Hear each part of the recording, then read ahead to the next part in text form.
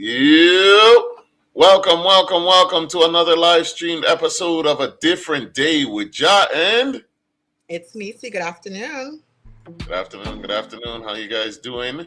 Thanks for joining us. It's gonna be a great episode today. Later on at 5 o'clock, we got Mr. Kajid Chavon Fanes coming on. He's a fitness influencer, content creator, and you're gonna see he has some videos that have gone viral. And we're gonna go into it. We're gonna talk about why he lifting so much weight, what's the purpose, who broke his heart. We're gonna find out all of that a little bit later. We should have started with that. Messy off the jump. No man.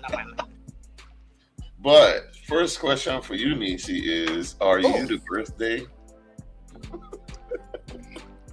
I am gonna say this now, and I'm gonna say this very clearly. I am not participating in the stupidity of the generational quotations that they try to create to say they have slang and lingo. I am not doing it. It's what we do in our community.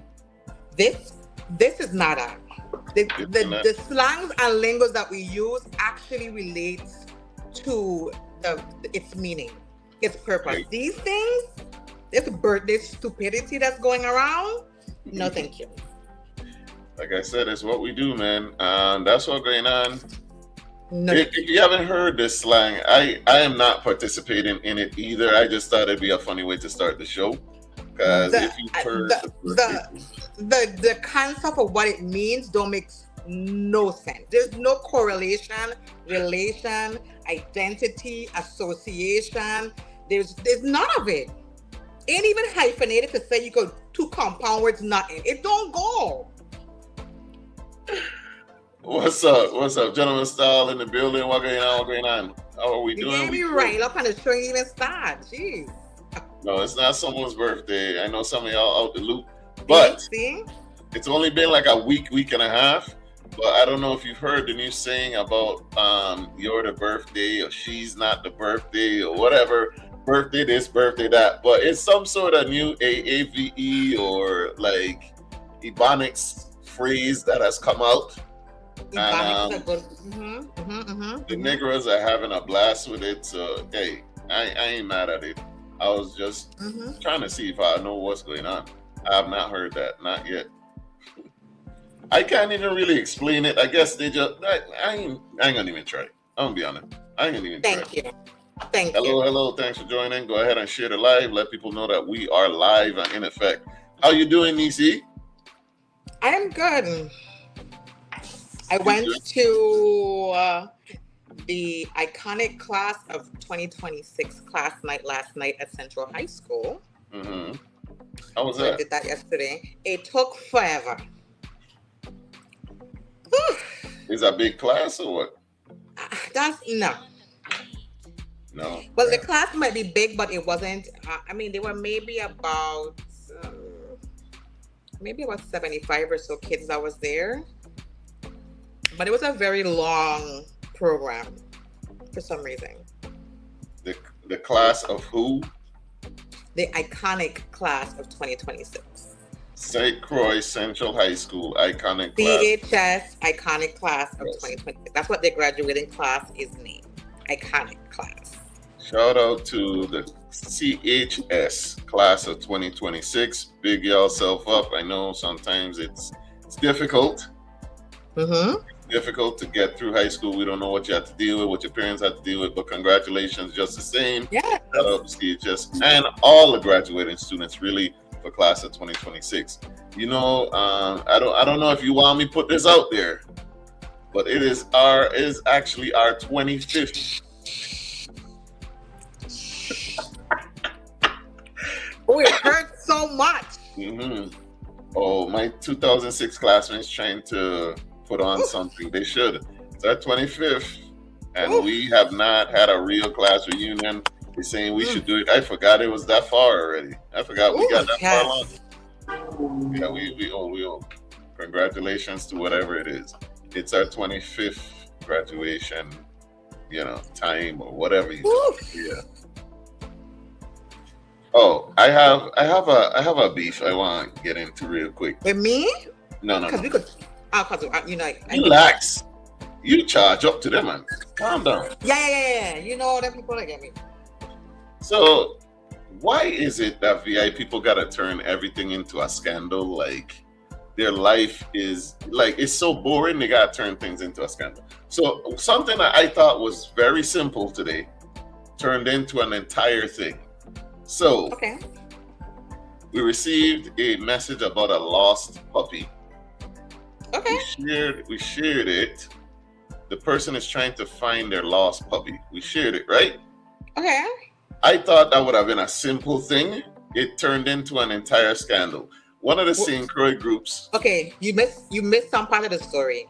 You posted about a lost puppy. A flyer about a lost puppy. About a lost puppy. The flyer was basically just saying, contact me if you see this puppy. And then it had the puppy's description. The puppy's ears were cropped, right? Mm-hmm. That's fine. The ears were cropped before the person even got the puppy. Okay. So now I got you. Okay. Yes. When we posted today in one of the St. Croix groups, instead of just we'll let you know if we find it or whatnot, it became about the hazards and dangers and how brutal cropping ears are and why would you do that? The PETA folks. Yes. So I made it clear the owner did not crop the puppy's ears. It was like that when they got the puppy. So now the owner sent another flyer without that description about the cropped ears, right? Then they say that this update is a scam. The whole post is a scam.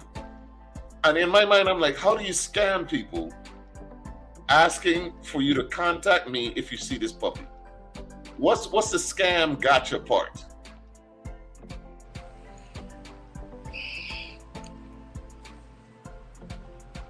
The PETA organizers are very sensitive about animals and animal cruelty, and I respect that. As it shuts, they can't speak for themselves. I don't get the scam either, but I guess they felt. I can't say they felt. I don't know. Exactly. However, how did you feel? It just it's a very sensitive thing, and people they're very triggered by things like that, in terms of animals and things like that. So I understand it. They lost the focus. Someone's dog is still missing. They would like to find their dog. So maybe you might use this clip as your reiteration of the flyer that the puppy is still really missing. Yes. The owner really loves their puppy. They really want the puppy back home. How can you help? If you see, please contact them so that their puppy can be returned back to the owner. Please, and thank you.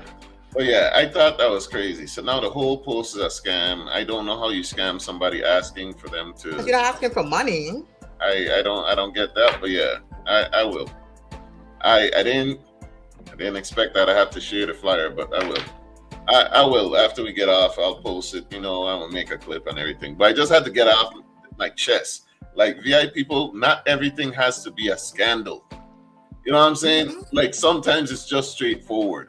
And what is a scandal asking you to let me know if you see my puppy? I didn't even know that was a thing. But again, I'm not a scammer or a fraudster. So that's what I thought. There was a reward for the puppy? No.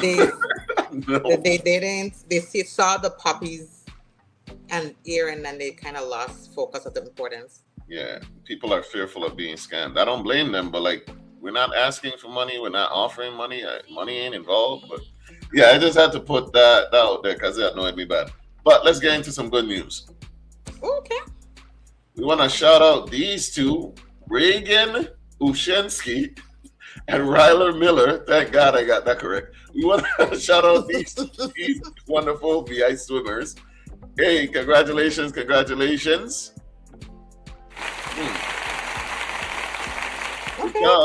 to them. Hi. A huge congratulations to our Virgin Islands swimmers representing Team ISV. Reagan Ushensky and Riley Miller walked away from the 2026 Carifta Aquatic Championships with high point honors in their age groups. An incredible achievement on one of the biggest stages in Caribbean swimming, with over 300 swimmers competing. with only 6 high point awards given across the entire meet, 1 female and 1 male per age group, 11 to 12, 13 to 14, 15 through 17. This is an elite accomplishment, for sure. Reagan Ushensky claimed the 13 to 14 high point title, earning an outstanding 86 points across 10 events. I don't know what a high amount of points is, I'm going to be honest. While breaking multiple VI records, awesome, Riley Miller captured the 15 to 17 high point title with 51 points over 7 events, also setting multiple Virgin Islands records. These performances are historic for the Virgin Islands, and we could not be more proud of the way these athletes represented our team and our community. VI strong, determined, unstoppable. That is amazing. Like, congratulations to them. We appreciate you guys going out and representing the Virgin Islands and bringing home awards. Like 300 participants and only 6 awards, 1 female, male in each category. We captured 2. That's amazing. Yeah, y'all doing big things. So congratulations to these 2. Yeah. Big up all the swimmers. You know what I'm saying? Because it's I'm always surprised by how the other swimmers. Yeah, big up the Virgin Islands swimmers. Okay. I'm always surprised the amount of people that don't know how to swim. Yes. Go ahead. So somebody pissing your Cheerios. Clearly, I feel right enough, and I don't know why. So go ahead. Okay, now with you. Go ahead. Yo, big up these VI swimmers, man. You're winning big. We appreciate y'all. Keep doing what you're doing. We hope to see y'all in the Olympics sometime soon. All right, yeah. You're doing great. Don't let anybody tell you different. Also, so I noticed this. I'm not a big fetter, as I've said it several times before. However, when I saw this flyer and I saw it being promoted and being promoted early, like months in advance, I was impressed. So the British Virgin Islands has their Emancipation Festival coming up July 25th through August 8th. And look at some of the acts they have performing. Nadia Batson, Problem Child, 450, Popcorn, Sizzler, Rock City, who's from the neighboring islands, and Beres Hammond. And that's some. They got a lot more to come. And that's an impressive lineup already. Mm-hmm. And look, did you see? Listen, we're in April. This isn't until July, and they have this lineup already coming out. That's impressive for any Virgin Island, I think, because we are some last-minute MFers. But big up the BVI and their festival coming up. I just wanted to show you all that because I don't know.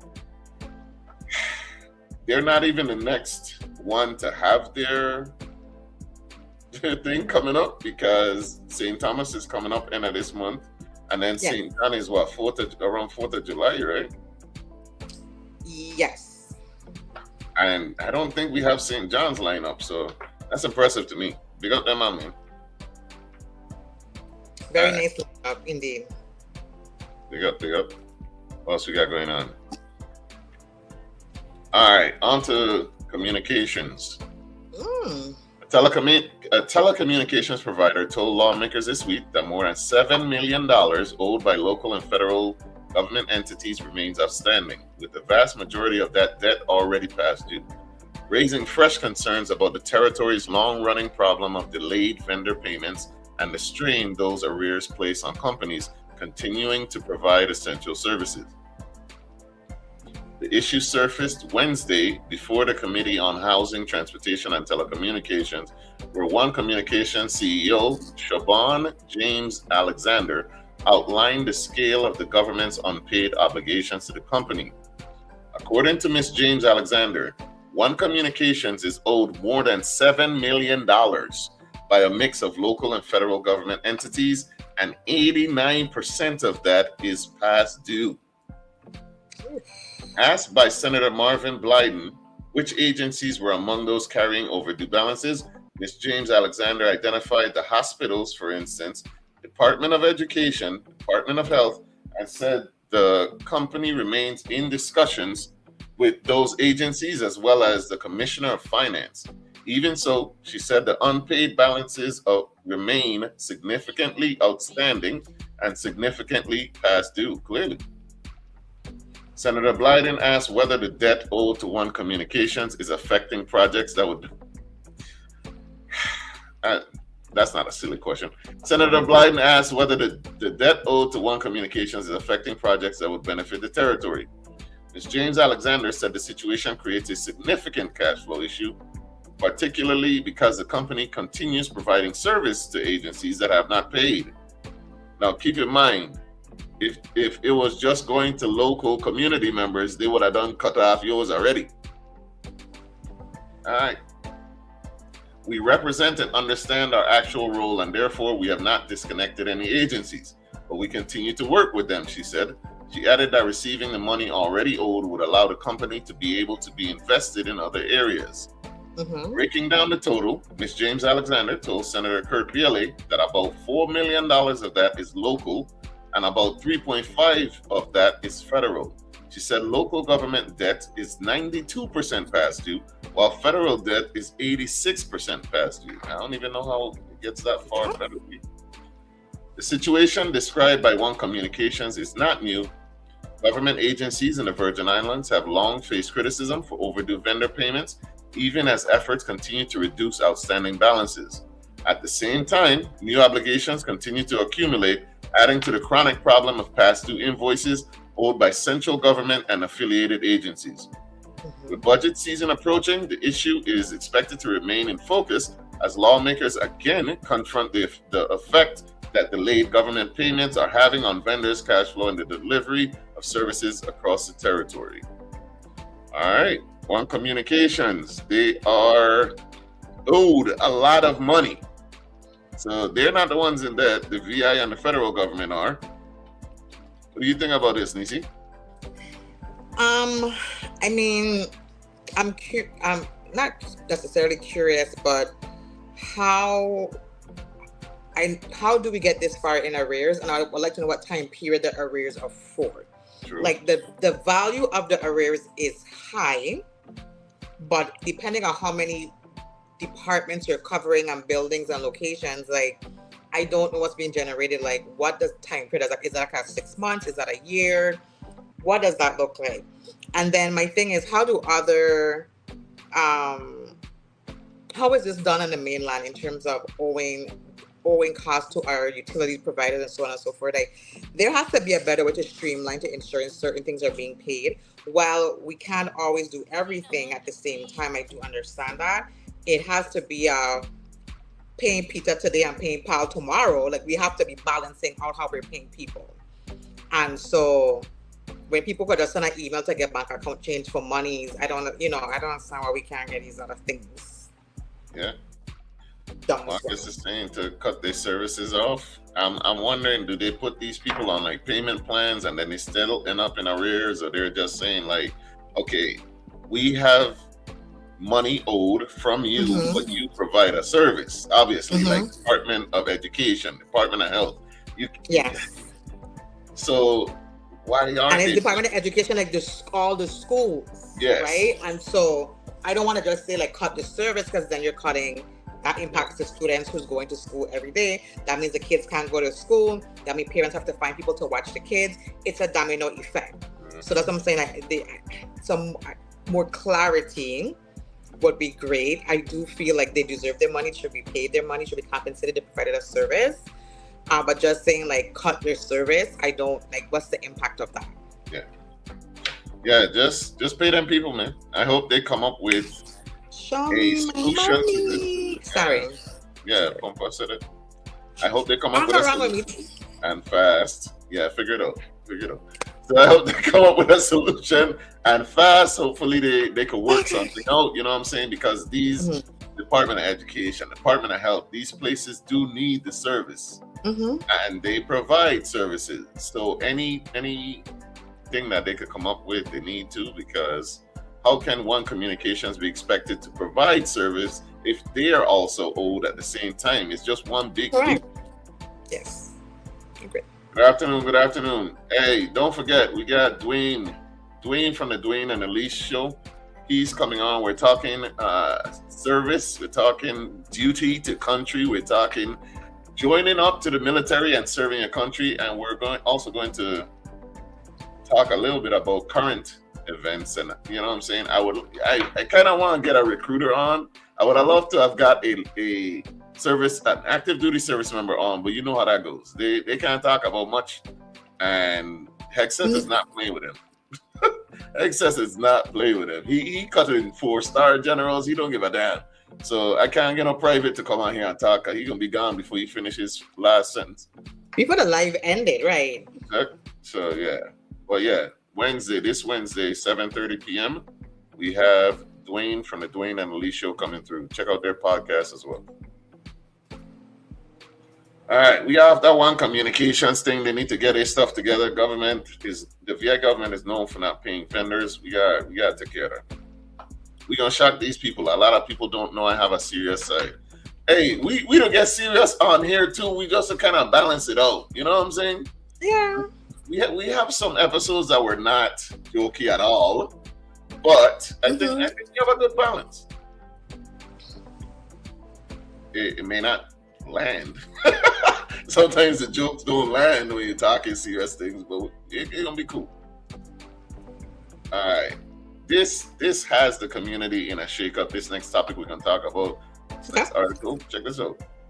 I want to know what you think about this for sure, Nisi. Okay. Oh, that's a long one. Let me get my drink. Hold on.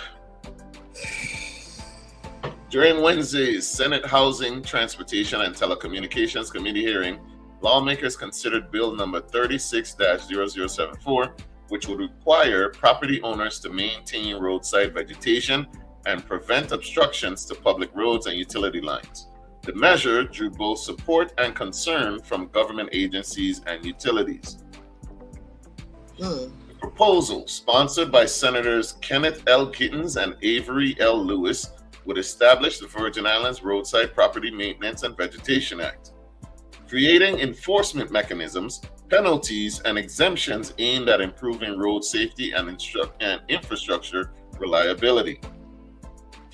Gittens framed the bill as a response to what he called a persistent and territory-wide issue of overgrown vegetation blocking sight lines, encroaching on roadways, and interfering with utility infrastructure. He said property ownership in the Virgin Islands must come with clear maintenance responsibilities. The Virgin Islands Public Works Department backed the measure, but cautioned that without dedicated staff and funding, it risks becoming unenforceable, Commissioner Derek Gabriel said. He urged lawmakers to route unpaid fines to property tax liens and create a special fund to ensure revenue supports vegetation management. Gabriel noted DPW has already spent about $2.4 million this fiscal year on vegetation management and said shifting some responsibility to property owners would help the department move beyond what he described as a cat and mouse struggle with neglected parcels and focus more on major thoroughfares and government properties. The Virgin Islands Waste Management Authority supported the bill as timely and necessary, but warned that disposal limitations could create unintended consequences. Executive Director Hannibal Mike Ware said the Anguilla landfill cannot currently accept green waste, leaving limited legal disposal options and increasing the risk of illegal dumping. He cautioned that without a viable way to handle additional green waste, the measure could inadvertently encourage more illegal dumping instead of reducing it. Environmental concerns were raised by the Department of Planning and Natural Resources, which supported the bill's public safety goals but warned against overreach. Assistant Commissioner Josette Walker said unclear language could lead to overclearing, potentially damaging slopes, drainage systems, and coastal waters. The Virgin Islands WAPA emphasized safety risks near power lines. COO Lemuel Lavinier said vegetation contact accounts for about 20% of monthly outages per district and warned that line clearance is specialized, high-risk work that cannot be safely performed by untrained individuals. She urged lawmakers to require coordination with the utility for any work near electrical infrastructure, which I don't think, that doesn't seem enforceable because even WAPA and DPW struggle with, linking up together to coordinate utility work, but we're gonna see. Fire and emergency medical services officials backed the measure, calling roadside overgrowth a persistent hazard.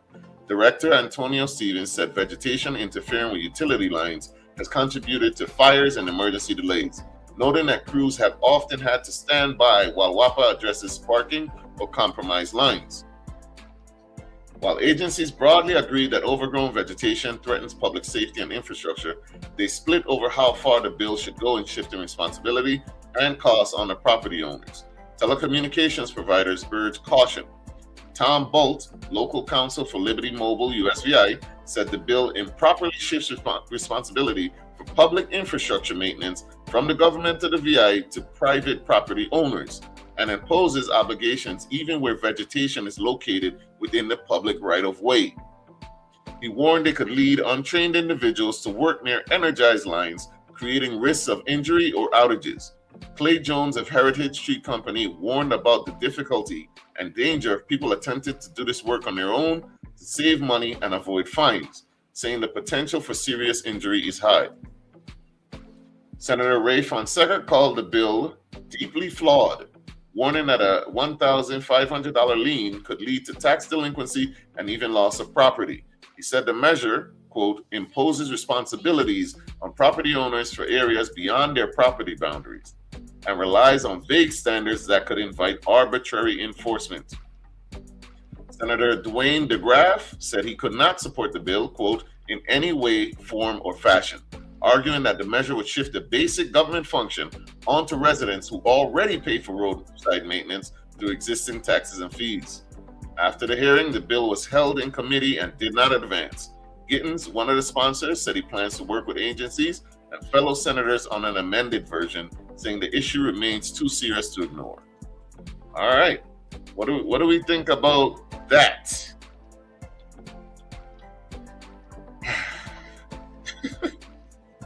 You muted. I said that was a lot, one. Yes. I do agree there seems to be some gaps in the bill. I think that landowners should bear some type of responsibility to ensuring their land is being maintained, especially on roadside and public safety. If it's impeding sidewalks and things like that, those things should be taken care of. No disputes about that. But I do agree with the other agencies where it brings a more bigger issue is if we're just depending on the landowners alone to do it, are they trained correctly to identifying power lines and sewage damages and things like that doesn't create a bigger hindrance to the community, i.e. power outages, water loss, those type of things like they mentioned. So I think it has some great points into what the bill is lacking. I think it was well pointed out. I think that the senator, one of the co-sponsors was going back to the drawing board to reorganize the bill. I do think that, I don't know about putting the lien on people's property to get it done is the right thing. Like if I finish pay off my property and I own my property, and because I don't cut the grass, there's a lien and if somebody could take my property from me, I think that's very unfair. However, if you do impose something like this and then there's no penalty, then what makes the landowner willing to do it if there's no penalty either, right? So what that penalty would be is a different conversation. I don't know. I don't want to assume. But there are some big gaps that needs to be addressed. I think it needs to be something where it has to be signed off on with the landowner, with the different agencies to organize it being done. Or it should be trained personnel coming out to do it, that the landowners have to, if I have to pay a fee once a quarter for whoever the contracted company is that clears the roadside, is that I have to pay to then, so whatever, something like that, you know what I mean? Like that, and keep making sure that stays true, because the vegetation isn't only on the floor, it's growing on the power lines, it's growing up the pole, it's growing, sometimes you're driving and you see the leaves on the power lines. Like, I should be responsible for that. Like, it comes from my property, yes, but I can't cut that down. That's a safety hazard. I'm not trained. I train personnel. I don't have proper, whatever. So, yes, back to the drawing board they go. Lots of big gaps. I think the gaps that were missed are very obvious in the first place to me. Exactly. But let's see what they come back with in the second round. Gentleman Style says, I'm less incentivized to buy land back home now, which is understandable. I don't like it. He doesn't like the bill. As for me, I've seen, like, when the post was made, I saw a lot of people talking about, oh, it's like that every other place and blah blah blah. Mhm. Listen, we gotta stop assuming that one size fits all. You know what I'm saying? No, we don't have this issue where I'm at in the states of Georgia, because there's solid property lines, and if something growing on my property line causes damage to the road or gets out in the roadside, yes, I'm responsible for that. But it sounds like there's confusion on like where the public right of way is and the landowner's property is. That shouldn't even be a concern. No. Because there are property lines. Everything is zoned out. We should know how much property we own and where it ends and all of that stuff. Yeah. So if they haven't even figured that part out, they really do need to get back to the drawing board. Because if you have regular land property owners, just citizens, in control or responsible for the roadway, that don't even sound right. That doesn't even make sense. No, I agree. That sounds like a health hazard waiting to happen. And it's multiple ones, and it's not to say like Fortune Islands doesn't already have enough. We have enough road hazards. Like, government needs to figure out a way to fix theirs first. Get rid of the potholes and the down lines, and because look at by Woodson, how high the grass to get and all of that stuff. Come on, man. And they're negotiating contracts in the middle of the school year, like. I have some vegetation that have grown out of some trees and towards the power lines, which happens. I was able to attack it somewhat during our recent power outages on St. Thomas, but to expect owners to do that on a regular is not a good idea. I think another option of perhaps creating some type of program where property owners can pay a small fee to have vegetation professionally trimmed back from the power lines would help. I agree with that. They definitely need to be partnering with the home and property owners. Like, that should be top of mind. You know what I'm saying? Yeah. Even if it's a split cost, like, hey, we surveyed properties A to B in this area. It's determined it's going to cost X amount for X amount of properties, divided by whatever, whoever pays half, and the landowners pay whatever. There's 15 landowners impacted. Divide the cost by the 15 landowners. Now, of course, you have to give people reasonable. You can't do that today for tomorrow, because people have to pay into their portion or whatever. It has to also be some kind of agreement where they're signing off that they are aware that this cost is happening and it's going to be back to them, and they're helping to maintain, because it takes the cost off of you and the responsibility off of you. But yes, it's being done stateside, but those things come with structure that's been implemented forever. We're trying to create structure now. In terms of managing this, it's always been an issue. It continues to be an issue. We see when hurricanes happen or even minor severe storms happen, the impact that vegetation has on us being able to restore power is very serious. So yes, it is a serious thing. The bill is a serious thing. It does need to be addressed. How do we address it is a different story. How it's implemented is a different story. Maybe we just need to train personnel in the government and whatever the department is to do it, because WAPA only does it in emergency response situations. They don't do regular maintenance. So if the power goes out because of vegetation, that's an emergency response. But to see that it needs to be done before the power goes out, that's not their situation to manage. Yeah. So clearly, if there's a need for it, a long-term, year-round need for it, that to me sounds like we need trained personnel on staff that does this full-time, or contractual trained staff that does vegetation management full-time can do it, because like you also said, there is no place to legally dump if it's on the landowners anyway. So even if they did do it, they can't dump it anywhere, which will then lead to illegal dumping anyway. So we're not even making a good solution. We're just creating another hazard somewhere else. So careful about that. Having trained professionals, because they're quick to open another department put another commissioner over something, and then funnel money to it that ain't being used for what it needs to be. No, I think that should fall. I think it should fall under PBW. That would be my thought, because they manage roadside and so forth. They don't do all of the roadside maintenance themselves. They do contract out some of that roadside service to local companies. But managing vegetation that's near hazards personnel has to be trained a different way. It's not your regular grass cutting service. That's why I said trained personnel. They have to be trained a certain way to deal with it. And it also sounds like we need something that we can, even a mulcher or something that these people have to be able to use to destroy the vegetation and reuse it in a healthy way, because they can't dump it anywhere. Hence the word trained, and not just anybody who have a weed whacker to come and do the service. Yeah. And then making up the price as they go and whatnot.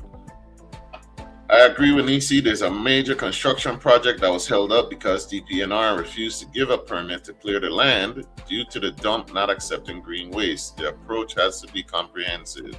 Yes. Yeah, agreed. All right. What's next? National news. Cash-strapped, the U.S. Postal Service suspends contributions to pension plan. If you hadn't heard, the U.S. Postal Service, which affects everyone nationally, they're in tight financial strains right now, and they are not even sure if they'll last till next February. All right, according to Reuters, the U.S. Postal Service said Thursday it will temporarily suspend employer payments for a federal pension program to conserve cash amid a severe financial crisis. USPS told the White House Office of Personnel Management it will stop making $200 million payments every other week for its employer contributions for the defined benefit portion of the federal employees' retirement system effective Friday. USPS warned Thursday that without reforms, it could run out of cash as soon as February. So the post office, which I am an employee of, they're currently juggling all types of options like shutting down smaller post offices, charging more. They already charge more. There's a gas surcharge because gas is going up now. Thank you, Trump. And like they're just weighing a bunch of options. Only opening, like closing down offices either Tuesday or Wednesday. They're just throwing a lot of stuff up in the air. What I don't like about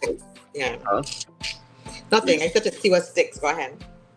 Yeah, the issue that I don't like with major corporations is that the ones that tend to hurt the most, or the ones they take the money away from, tends to be employees. They reach into employees' pocket and take back money. As you can see, now they had an employee benefit that they had signed up for and they agreed to. The first thing they did was a pension. They've already started cutting back on certain routes in different areas and stuff like that.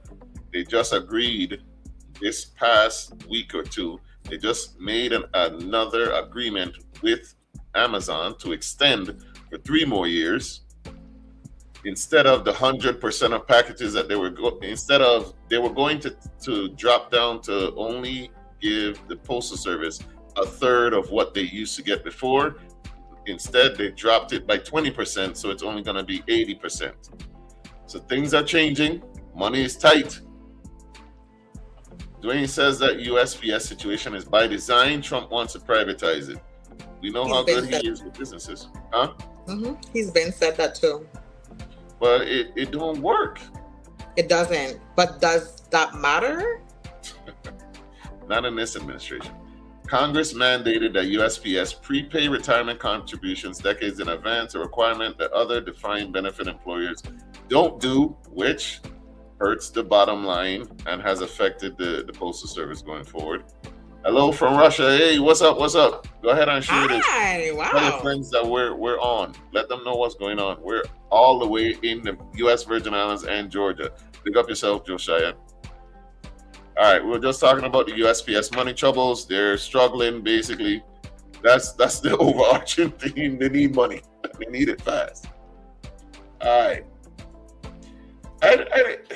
This next thing, we're only talking about it because it's big news. I don't give a damn. But Artemis 2 astronauts splashed down off California's coast. I think it was yesterday or Friday. Okay. Yes, it was. So Yeah, the team of Artemis 2, they went on a 10-day mission to the moon and back. How do you feel about that, Nisi? I don't give a damn because it ain't helping with my rent or the gas prices. What do you think? I mean, I think for the young kids at heart who aspire and dream about space and stuff, I think it's a great positive distraction of distraction. Okay. Yeah, a great positive distraction of the things that people tell you that is possible and you can dream of, and the things that you can reach for, that you can be in the stars and so forth. So I think it's a good example for the young kids to be able to have that hope that they can hold on to and continue to dream about. I didn't really pay much attention to it. I've seen clips here and there. I saw that they returned home safely, which is a great thing. They all came back to their families and their loved ones, which is great. They're being in the history books. We'll be talking like how we know Neil Armstrong's name. The next generation is gonna know their name. So it'll be a great thing for that purpose. Because the history books gonna be full of some stuff. Mm-hmm. And we like how you gotta break up with some good news for me so I can stay balanced on the show. We gotta put some good news in the history books too. Yeah. I need somebody to explain it to me. What do we get from it? Because at this current point, if it's government taxpayer funds going into this thing, what are they coming back with? And I don't want to hear no tang or what. Like when we go to the moon, mm-hmm. What does it do? The last time we've been to the moon, they didn't go to the moon. They looked around the moon. Oh, great, awesome. Only Neil Armstrong them touched down on the moon. Okay, no other team has ever been on the moon but them. And they're planning more missions. They're planning to change from every 3 years to once a year. This multi-billion-dollar trip. They're changing from every 3 years to once a year to annually. Hooray! Next topic. Hooray! All right. What's the next topic, you may ask? Well, what is a skunt like for? Next topic is the MS of the week, the mothers of the week. Nisi's favorite segment. Who is the MS of the week, you may ask? Last week it was you. This week it'll be for When Trump. You say you, please clarify, because somebody who didn't watch last week might think it's me. Listen, not you, Nisi, but you Virgin Islanders who are allowing any type of candidate to run. This week, it is not this guy, but it is anybody that supports this guy. Kanye West, a very controversial figure, but people love him. They claim he's a genius. They never say he's a musical genius. They just say he's a genius, right? The guy is a great, amazing producer. He makes good music. I don't personally listen to his albums. Never had. I could never get into the backpack rap. But I cannot deny that the man makes a ton of money. They love him. His concerts sell out, except for this one. The Wireless Festival was canceled when the sponsors found out that Kanye West was added as the headliner. I don't know how you create a concert and then add the headliner, but okay. So people were upset about the concert getting canceled. He had just had a sold-out concert show. People were raving about it or whatever. So I guess they thought they could sneak him back in on this one. Incorrect. Black people may have forgiven Kanye West for all of his transgressions. However, them folk do not forgive as easily. You know what I'm talking about. Y'all remember this? Y'all thought this was cool, and they would not remember? Remember when Kanye West tweeted out, "I'm a bit sleepy tonight, but when I wake up, I'm going DEFCON 3 on blank people." You see how bad it is? I can't even say the word. The funny thing is, I actually can't be anti-Semitic because black people are actually blanks also. You guys have toyed with me and tried to blackball anyone whoever opposes your agenda. Well, guess who's opposing your agenda now, clown? So, if my thing is, if they cancel a concert, a festival, or whatever, just get them people their money back or not. You know what I'm saying? Get the people back their money and we can move on. No, but people are really upset. And I don't understand why we're so forgiving of Kanye. Kanye gets unlimited hall passes. I do not understand why. So remember back when George Floyd, Black Lives Matter, all of that stuff was going on, and Kanye West and Kumbis, they did this. They came out with White Lives Matter shirts. Y'all remember that? Even though the white people weren't even saying White Lives Matter, they were saying all lives matter. He had to take it a step further. And he had to disrespect George Floyd and their family to the point to where they wanted to sue him. Remember this? While one cannot defame the dead, the family of #George Floyd is considering suit for Kanye's false statements about the manner of his death, claiming Floyd died from fentanyl, not the brutally established criminally and civilly undermines and diminishes the Floyd family's fight. We know it was somebody's knee on his neck that caused him to die. That person is in jail. Kanye's bad talk Black Lives Matter. He bad talk George Floyd.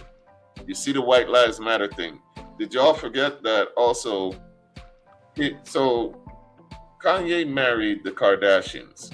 They love black penis. I don't know about black people. He married the Kardashians. Ended up divorced. Cannot even see his children because he's such a terrible person. And yet he still gets forgiven. This bipolar guy, which being bipolar is not a bad thing, but not taking your pills while you're bipolar is an issue. Can we agree on that? However, he gets ultimate passes for infinity and beyond from black people. So after he divorced Kim Kardashian, he marries a clone, and then the clone's parents, did y'all forget how the clone's parents were mad because she was out everywhere naked? Like Kanye was traipsing her around, wearing basically nothing.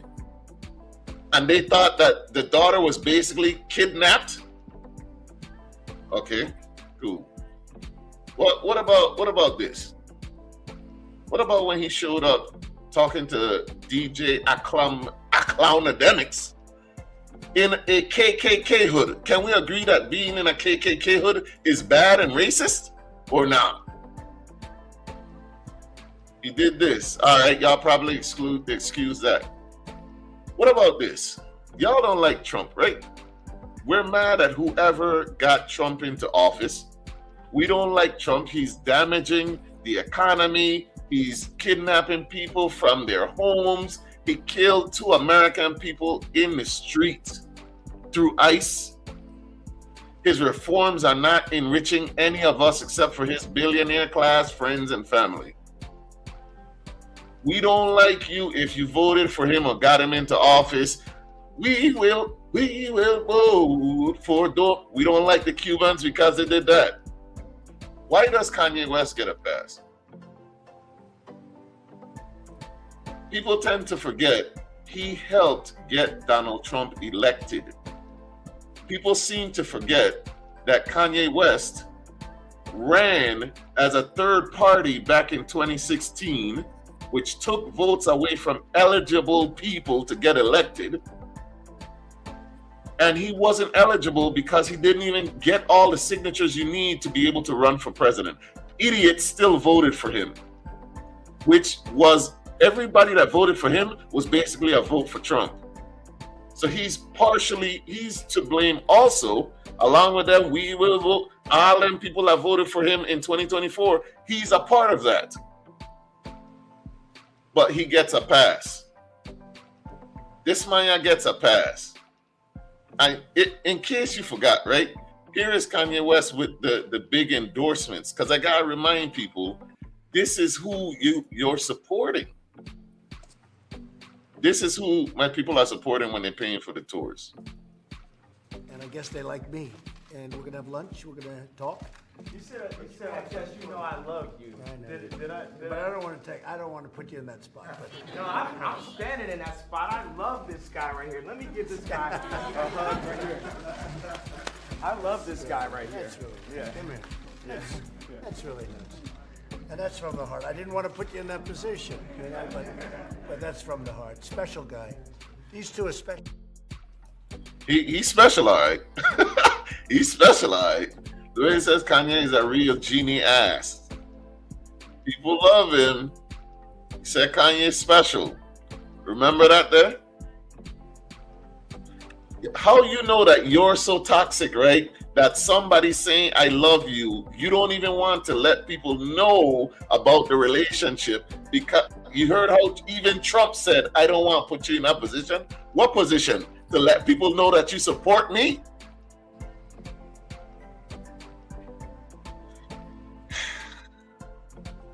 One more video and then I'll it. One more video, because I hate Kanye and everything he's about. Not to mention the whole slavery was a choice thing. I thought we were mad about that.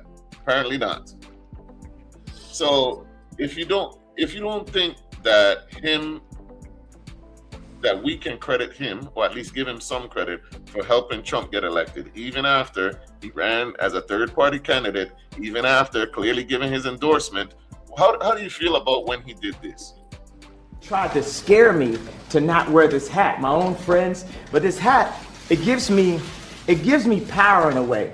You know, my dad and my mom separated, so I didn't have a lot of male energy in my home. And also, I'm married to a family that, you know, not a lot of male energy going on. It's beautiful though, but there's times where, you know, it's something about, you know, I love Hillary, I love everyone, right? But the campaign, I'm with her, just didn't make me feel as a guy that didn't get to see my dad all the time, like a guy that could play catch with his son. It was something about when I put this hat on, it made me feel like Superman. You made a Superman, that's my favorite superhero, and you made a Superman cape. The MAGA hat compared to a Superman cape. That's quite an endorsement. He damn near called Trump his daddy. And now here we are. I asked, what country are you from? ICE is not from your country. I am from the United States. Pretty sure ICE is in that country, bro. Keita says, I was ignoring Kanye so much, I didn't even know he did all his antics. That's because people will forget. Our memories are short. That's why I'm pulling all this stuff. Our memories are short. This is how people that end up supporting people after they don't forget everything that he's done. How, if you support Kanye, you support Trump. What an idiot. Y'all will get over it, right? But he's still doing antics like this. This man still to be saying crazy stuff, and it gets dismissed away. F Kanye, man. That's how I feel. I will never like this man. I have not liked Kanye since he told George Bush on national TV that he doesn't like black people. He is not the same Kanye. We need to get over it. A waste of talent. I don't know how I could support this man and get this man money and thing, man. He doesn't like niggas. Plain and simple. Kanye don't like niggas. Everything he's done so far has been for Kanye West. That's it. If you support Nicki, Snoop, Nelly, you support him. That's all it is. All that man I don't mess with no more. After they supported them, Snoop was one of ours. Snoop was supposed to be one. That hurt me. I ain't gonna lie. Kanye, who? I've never supported him. Listen. Snoop kind of turning into Switzerland. Explain. You know, he's not leaning on either side directly, but he's willing to be the to let both sides speak. But he performed for Trump and them, though. I didn't say he didn't. I just said Switzerland. Hey, friend, I forgot my manners. Hello. Welcome, Louise. Thanks for coming in. And, you know, some people don't have loyalty to the politics. Like some people, like if I perform a gig, they perform a gig. They're not like pro-politician or anti-politician, even though they should, because the things that they do impact our lives, whatever. But Some people are just about their business. Like some people, like how some people to be like R. Kelly deserves to be in jail, but his music still stands. Like his musical genius. You can't undermine that. but we don't support the things that he did, and he did what he's supposed to be. Okay. But I never be like, so that's to me like Switzerland. I hear you, you know, but even Switzerland recently joined the cause, and that was against Trump. I took my glasses off when I read it. I took my glasses off when I saw the last word says and Switzerland. I said they picked a side. Even Switzerland is picking a side against Donald Trump. How bad things have to be for Switzerland to use their voting measure? So now we cannot give Snoop a pass. You see, don't do that. Stop leaning on the fence. Nah, Snoop got weird too. He been having boomer complaints. In my country, skin color doesn't mean anything. We love everyone. Which country you in? Which country you from? He say what? Is that Russia? What you say? Let me go back. Where did he say from? Hello from Russia. Yes, from Russia. Wait, in Russia where the basketball player get catch and who about to set up to the gulag? Alright, bro. I hear you. I hope that's true, but I don't know. I've heard some things. And Putin ain't easy. Pick a side. So yeah, I don't understand that, right? That you can be against Donald Trump but be for Kanye West, which is the same thing. It's the same ballpark. Y'all forgot about everything he's done. He helped Donald Trump get into office the first time. He actively participated. My thing for Snoop and them being Switzerland and all of that, that's cool. That sounds good. However, at the very least, if you are a musician or a performer or something, you should not be a part of helping or performing for someone that actively is hurting the people that are your supporters. It ain't even about him being black or white or whatever. If I make music, most of my supporters are black. There's somebody hurting black people. Why would you then align yourself with them at all? If you're about the business, you're hurting your supporters though. Nicki Minaj, why she went off like that on the gays when that man was her damn base? What? That's who named her Barbs. So what? It don't make no sense. At the very least, don't hurt the people that support you. But hey, they're all looking pardons of some kind that will never come. Hey, he, regardless of what some may believe, he won't be able to run again. I love Tupac. Hey, all eyes on me and all that. Hey, I think Snoop did come back and said he understood the impact of the decision he made.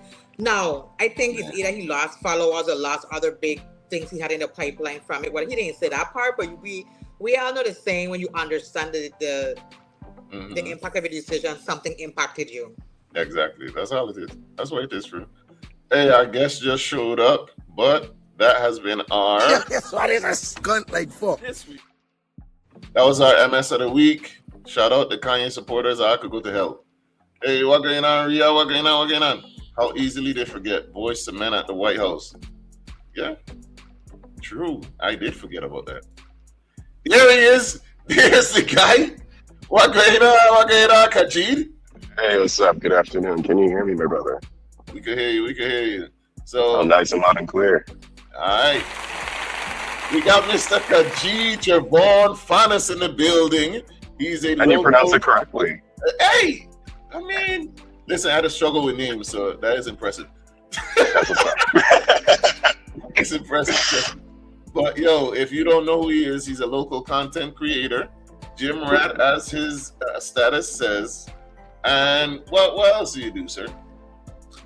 Let's see. I like to do hiking, long walks, and that's pretty much it. I'm pretty much a boring guy. Big fitness guru. I get it. Listen, as a nerd, I know my people. Are you also a nerd / geek too? Oh yeah, big time. All right, big anime head and everything. So I had to have him on the show. We gonna get into it. Nisi's unfamiliar with your work. Very good. How are you? So we gonna get into it. I know this nigga would have worn a muscle shirt. I knew he would have worn a muscle shirt. I knew exactly. it. You gotta always have the guns out at all times, man. Yeah, with the hair in the way though, like I can't see the gun loaded. Hey! You know. Don't hurt him. Don't hurt him. No problem. He says I'll never follow him after he called black people jive turkey. Who did that? Who called black people jive turkey? Explain that one there for me. I think that was probably Kanye. I think that's for Kanye. Kanye called black people jive turkeys? Yeah, Kanye said a lot of crap, man. I don't know, man. It's hard to keep up. Louis said, bust your guns. Show the guns one more time for the people, man. Show them one more time. Hey, yeah, let me give you the full screen.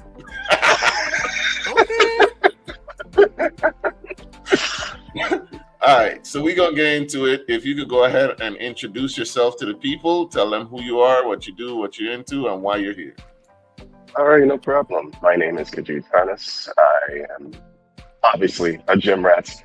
I currently work at a local gym called VI Muscle, which is located in Golden Rock in the 340 CrossFit building. I also love to post videos and talk a lot of crap on social media. I'm just a simple man. And we're here on this wonderful podcast. Yeah, I invited and I reached out, right? I had been introduced to you a while ago when one of your videos had went VI Facebook famous, I should say. You were on VI Outlet. I think I'm pretty sure we had shared it to Facebook first, and then it got spread like wildfire. But I just let Nisi watch it before this. So we gonna get into it. This is my introduction to Mr. Khajiit Fanis. Yeah, this one. I soon come home. I'm coming to look for you. What's up? What's up? It does start. It does start. All right, relax. Well, we can pop the balloon. Get some water. We gonna play this. This was my first introduction to Mr. Khajiit, and I'm gonna introduce y'all to it now. Hold up, let me find the damn video. That one cracks me up every time I look at it. I don't date woman that is be dating multiple men at the same time. Sounds far-fetched, I know. If I gotta be competing with other men for your time and attention, let me know so I can move accordingly. Now, you are probably thinking, but Khajiit, that's how dating works. First of all, I don't care. Don't piss me off. Secondly, I am from the United States Virgin Islands, where dating means sleep with everybody you're talking to. And you could miss me with that My name is Khajiit Trevon Fanis. I have descended from melanated kings and queens of the ancient past. My body is composed of the same chemicals which burn and mix to create the stars that grace our night skies. I am a universal deity who's simply having a human experience. I was not put on this earth to be first runner-up for any of your mother scunt in this pathetic excuse of a civilization. Take me out the rotation expeditiously. The hard suck teeth is crazy. The hard suck teeth is wild. Okay, I'm gonna let you explain what you're saying here, what was going on. Also, I'm gonna try something new. I'm gonna put a poll. We got polls, right? I'm gonna put a poll in the chat. Y'all go ahead, yes or no. Do you date people that date other people? Khajiit, please explain what was going on in that video.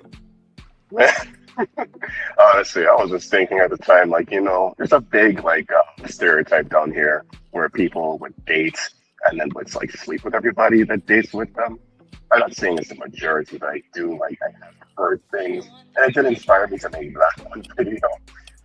Just let me add a little comedic spin to it. I just added a little, if you're familiar with the show Invincible, I still have his lines and remixed it with a whole pathetic excusable private thing. I just hold up.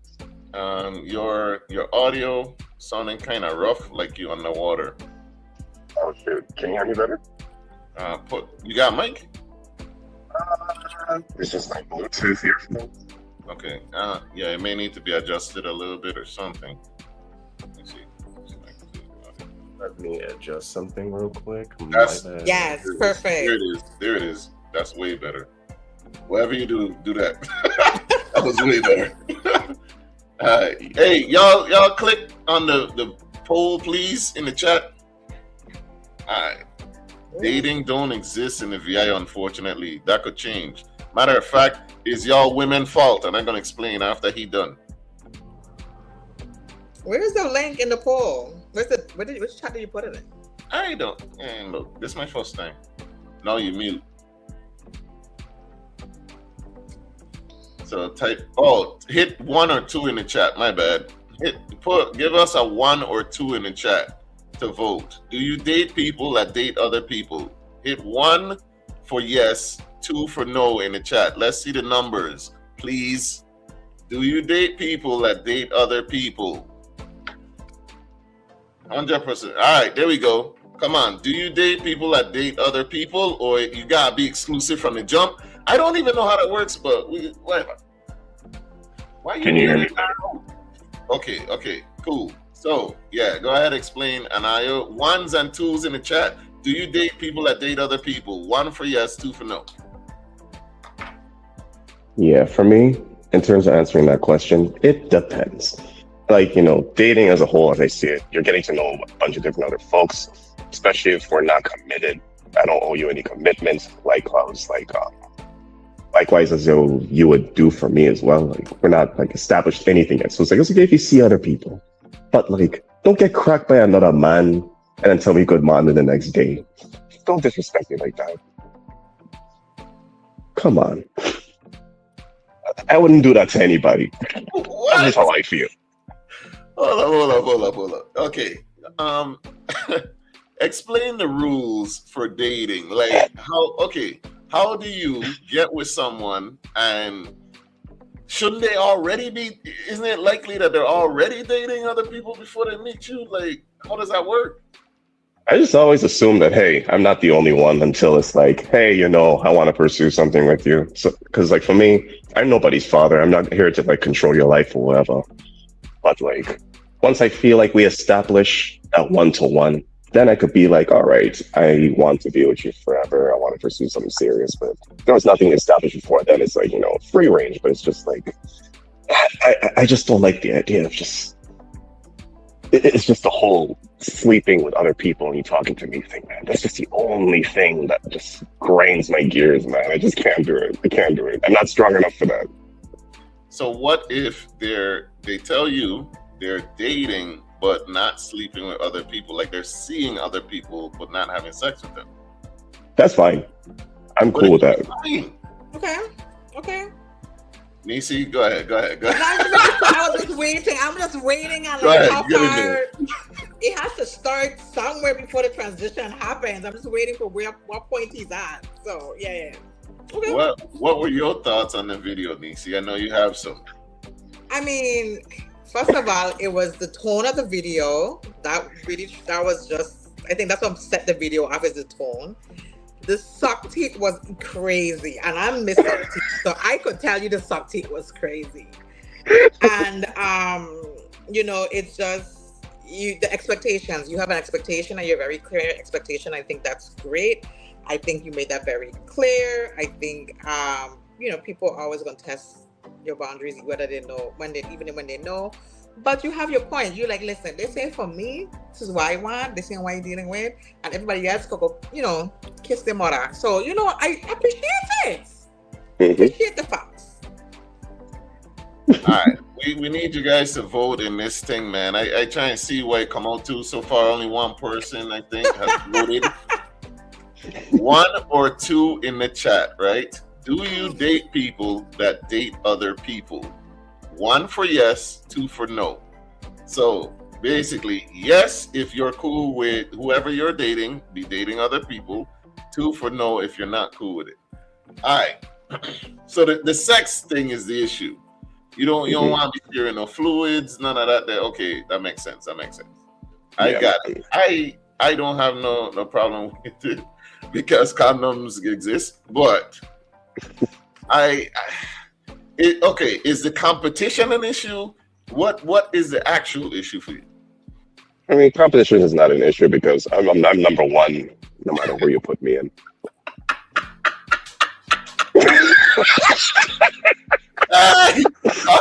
Talk to. Okay. There's no other man above me in my head. In my head, I'm the best. In my head, I'm the best candidate to carry your weight. Slip off a little bit, just not to push it back. I don't see no other man as competition. That's just me. So what? The only competition is myself. What would be your response to Miss Social Media Personality when she says, "Oh, you insecure" when you say something like that? Mm-hmm. Well, I mean, that's so big. That's just your perception of me. I can't change your perception. It's like how you view me is how you view me. But all that matters is how I view myself at the end of the day. And my grandma thinks I'm cool, so yeah. Hey, let us know if you need us to play the video again. Let us know in the chat if you need us to play the video again. But we're talking about our introduction to Mr. Kajid. Thanks for coming in. If you just made it in, go ahead and share it live. Our introduction to Mr. Kajid was this video regarding him not dating women that are dating other guys, because in the Virgin Islands, that means that you smashing at least a couple, one or two of them, or no matter how many. So, what her name is, Peter has said in the chat, dating doesn't exist in the VI. Is that true? Honestly, she's right in a sense, because like you could be hanging out with like one of your homegirls who you never touch, have no sexual thoughts whatsoever, but they see you standing next to someone of the opposite sex and they assume that y'all go together in some shape or form. I think we need to stop that. We're all grown, man. Come on. Most of us in our late 20s probably watching this podcast, and they probably still think that way. Because I have plenty of homegirls in my circle. And like I say, I ain't never touched. I could be out there, doing whatever. Never touched them, whatever. But people will probably see me and them and assume that we have something going on. And that should not be the case, man.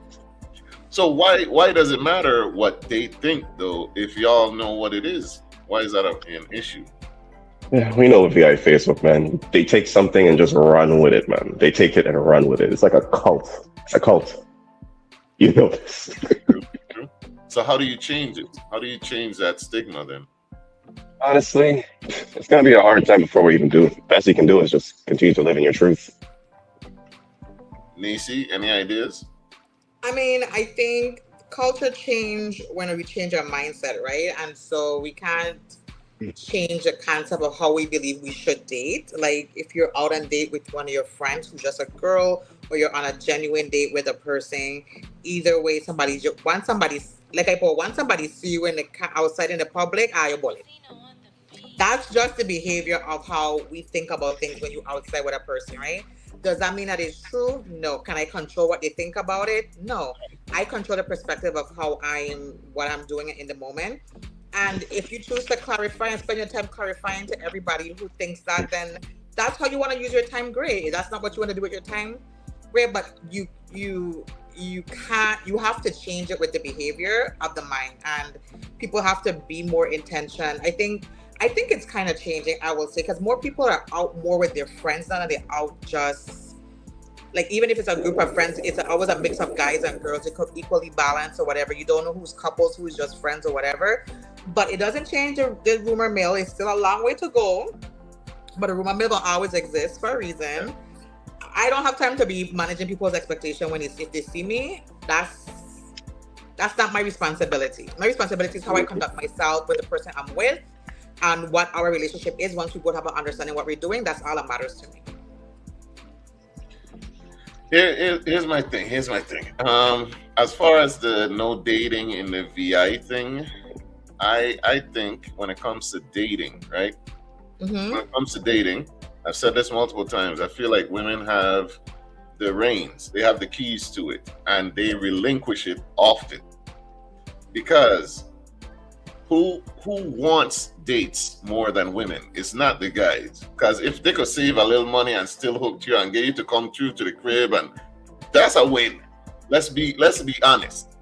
So if women got together and decided you ain't getting no pum, you can't get close to me unless we're dating, men would change the way that they operate. Agree. But they don't do that. They just wish and hope upon a star that men will change. No, if I could get the pussy for Netflix, I'm gonna do it. I'm already paying for the subscription. So I mean, how many profiles you can have? Hey, I usually don't say my house neither because Netflix don't give out error code. So that ain't on me. We good. So man winning and women are allowing it. Mm-hmm. Because I'm telling you, and that goes for just about everything related to dating. If you don't think that a certain thing is a date, y'all need to agree. We ain't doing that. And men will adjust. Hey, what do I know? They will. They will or they'll move on. They'll adjust. Exactly. Or they'll find a man. A man will find another man if they have to. What other people think ain't none of my business. That's why I'm saying, like, we let society push us into operating a certain way. Another thing I found strange in the Virgin Islands is that where you go determines if I have to get her or not. Like, if you go to the movies with her one time, they're together, and you ain't gonna be able to cheat. That's a wrap. They could see you with your cousin. No, that's your cousin. If I go movies together, oh no. Nah, they doing some dirty Alabama. Nah. So I don't know. Nothing like a confident man. Watch you. No, you're big into fitness. What started the fitness journey? You're always showing your fitness videos, your personal records. You know, talking about protein and you do motivational videos. Also, I think is geared for men. Because it's aggressive like that video. You know what I'm saying? Like it's shut up and go work out. You know what I'm saying? Stop whining, which I like. I appreciate that. A lot of these men too soft. Where does your motivation come from as far as fitness? Honestly, my motivation, the way it started is kind of funny. It came from self-hatred because I was a skinny, twiggy young man who hated how his body looked and just wanted to change it one day. I was in high school at the time. I was like 2014, leading up into like senior year. I just said, you know what? I got to lock in. I want to get this body right. You know, I was just a kid doing hundreds of push-ups, thinking I would look like Goku. You know, I was watching a lot of Dragon Ball Z, a lot of anime, seeing all these big burly physiques. And it's like being a young misguided youth. I was just like, dang, I feel like, is this how men are supposed to look like? I need to change that. Like, so I just started eating more food, drinking more water. Didn't have supplements at the time because I was broke. Shit, what kind of high school kid gonna be buying all kinds of supplements? I didn't have that. My grandma would probably kill me if she saw me trying to down 6 eggs at one time. She'd be like, why are you trying to eat all these goddamn eggs? But yeah, fast forward, went to UVI gym and whatnot. You can call that a gym. I mean, it was all right for what it's got. But then things started to really take a turn for my physique in 2021 when I joined Beast and Hill for the first time. I had access to more equipment, more resources. I moved out of my grandmother's house at the time I went to college. I was able to just buy whatever food I wanted, eat whenever I wanted. Started gaining size. I hit the scale for like 190 pounds the first time. I'm sorry. Can you hear me better? Try it Oh out. my goodness. Let me see. Sound like it came back in now. Like you might be too far away, I guess. Okay, no problem. Is that way better now? Yes. Oh yeah, so I say my physique definitely took a turning point in 2021. It was like 190 pounds for the first time.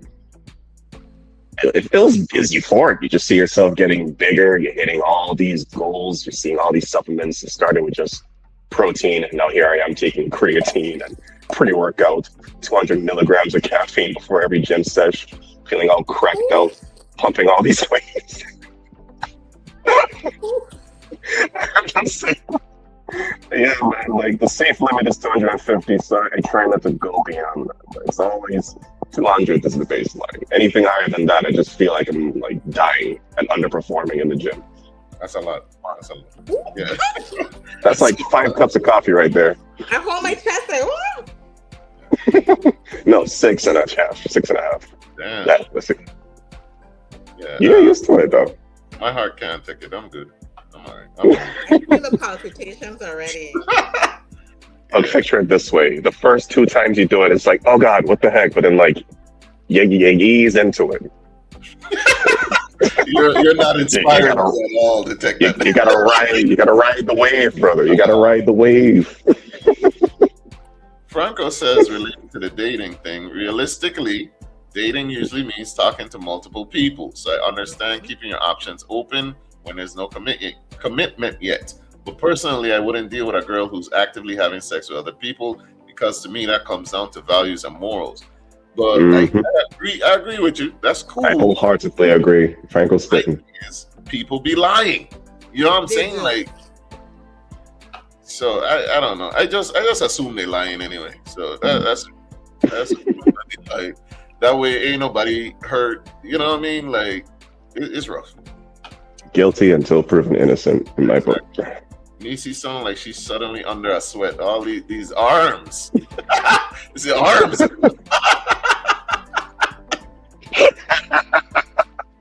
So with the fitness thing, you see how you can't give anybody a compliment. You see how we just talk about a rumor mill. You said the rumor mill start for real. A little compliment and now we're under a sweat. Like, what is this? Yeah, well, so. With the working out, do you train others or no? At the moment, I don't. But I do plan to get a certification to train people in the near future, so I can start giving them tips and tricks and actually do like one-to-one training and whatnot. Because I feel like I can do it. Because people will ask me for advice, and I'm able to give them sound like results from just me speaking to them. So I'm just like, why not get paid for it in the near future? It just makes a lot of sense. But I mostly train by myself, though. So you and Franco must be linked up on that, because I remember that's Franco's goal. He's doing all these business entrepreneurial things, but like he really want to be a trainer. So are y'all in on that together or not? Oh, Franco's a really, really, really awesome friend of mine. We haven't like done any business ventures yet, but I'm open to working with him if he wants to. You know, so I'm just a DM away. Nisi, what questions do you have? I mean, I see that you're into it. You have your routine and you know what you're doing. But before you got into that routine, what challenges did you have to keep yourself motivated on track to where you wanted to get to? Honestly, challenges was definitely self-motivation, because there were times I just didn't want to touch the gym at all. There are times I would go through stuff like heartbreak that would keep me not locked in, like challenges like dealing with friendship breakups, things with the job and whatnot, but I always just tell myself, you know, the gym is basically a date with yourself, a date to get in tune with you, because like it or not, the gym is basically a spiritual journey disguised as a physical one. That's where you get time to really understand who you are for yourself. You're building your body, which in tune builds your discipline, that builds your mind and whatnot. It's a lot deeper than just the physical. I like that. That's just how I feel. So it wasn't a heartbreak that sent you to the gym? Because that's what it was saying. It was mostly self-motivation. Women was never a motivation for the gym. It was always just me like, hey, I wanted to change my body. And then later on, it's just like, you know, I'm doing this for health and longevity. It evolved. The goal evolved over time. The goalpost moved over time. Okay. I was never motivated by women. But has that impact changed how they are attracted to you? Not that you're not attractive, but I mean, in terms of being in the gym, being a GIF buff, do they have do you say they respond to you better now? Or would you say like they're more attracted to you because of your physique? Or would you just say like it's still the same for you? But let's say, honestly, it did change a lot. But the thing is, the muscles are just only the tip of the spear. When you change your physique, it increases your self-esteem. When you have more self-esteem, you became more confident. When you're more confident, you speak better, you move better. People see how you are in public. They see you moving gracefully. Like the muscles is just the start. It's what you do with the rest of it that allows you to see how people perceive you. You know, that's how I feel. It's just a stepping stone. It's the way to just... It's a major key, because women can sense confidence. You know what I'm saying? Like they are attracted to it, and then you walk in a certain way, you give off a certain vibe, the aura, as you young ones say. You know, you give it off, and they are attracted to it. So that's real. If you look good, you feel good too. Exactly. You look good, you feel good. People see it, and they're just like, "Damn, look at this guy over there. Look at those thighs. I wonder what is on his mind." friends. Okay. Okay. I attracted to men that can lift you up. That's a big thing. That's a big thing.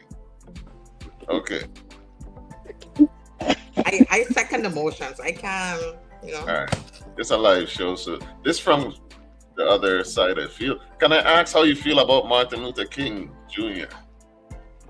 I'm assuming. Hey, listen, it's a live show, man.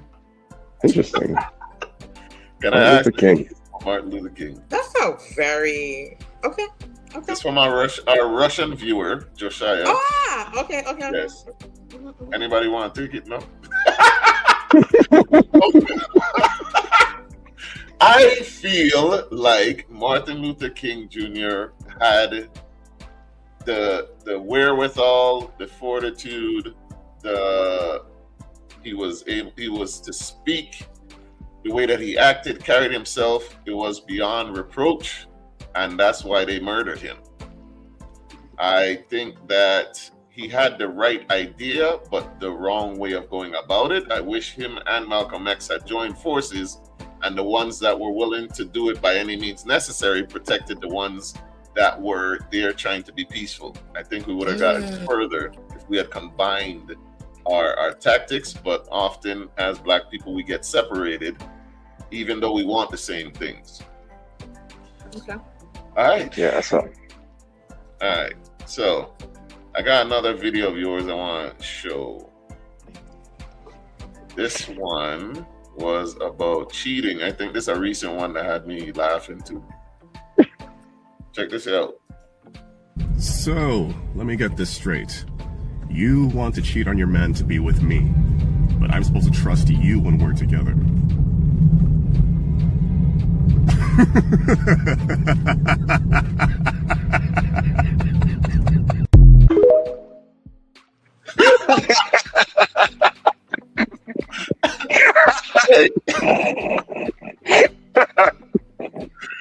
All right. So when I watched the video, right, the first thing that came to my mind was that Genuine. A lot of people don't know Genuine used to hit on a lot of like multiple different topics. But anyway, Genuine had a song about like what's so different. Like if you cheated on him, you're gonna cheat on me, right? Mm-hmm. And that's the first thing that came to mind. And it seemed like a simple concept to me. But how can you explain what you were getting at? They love the villain laugh, by the way. What were you getting at? The villain laugh was crazy.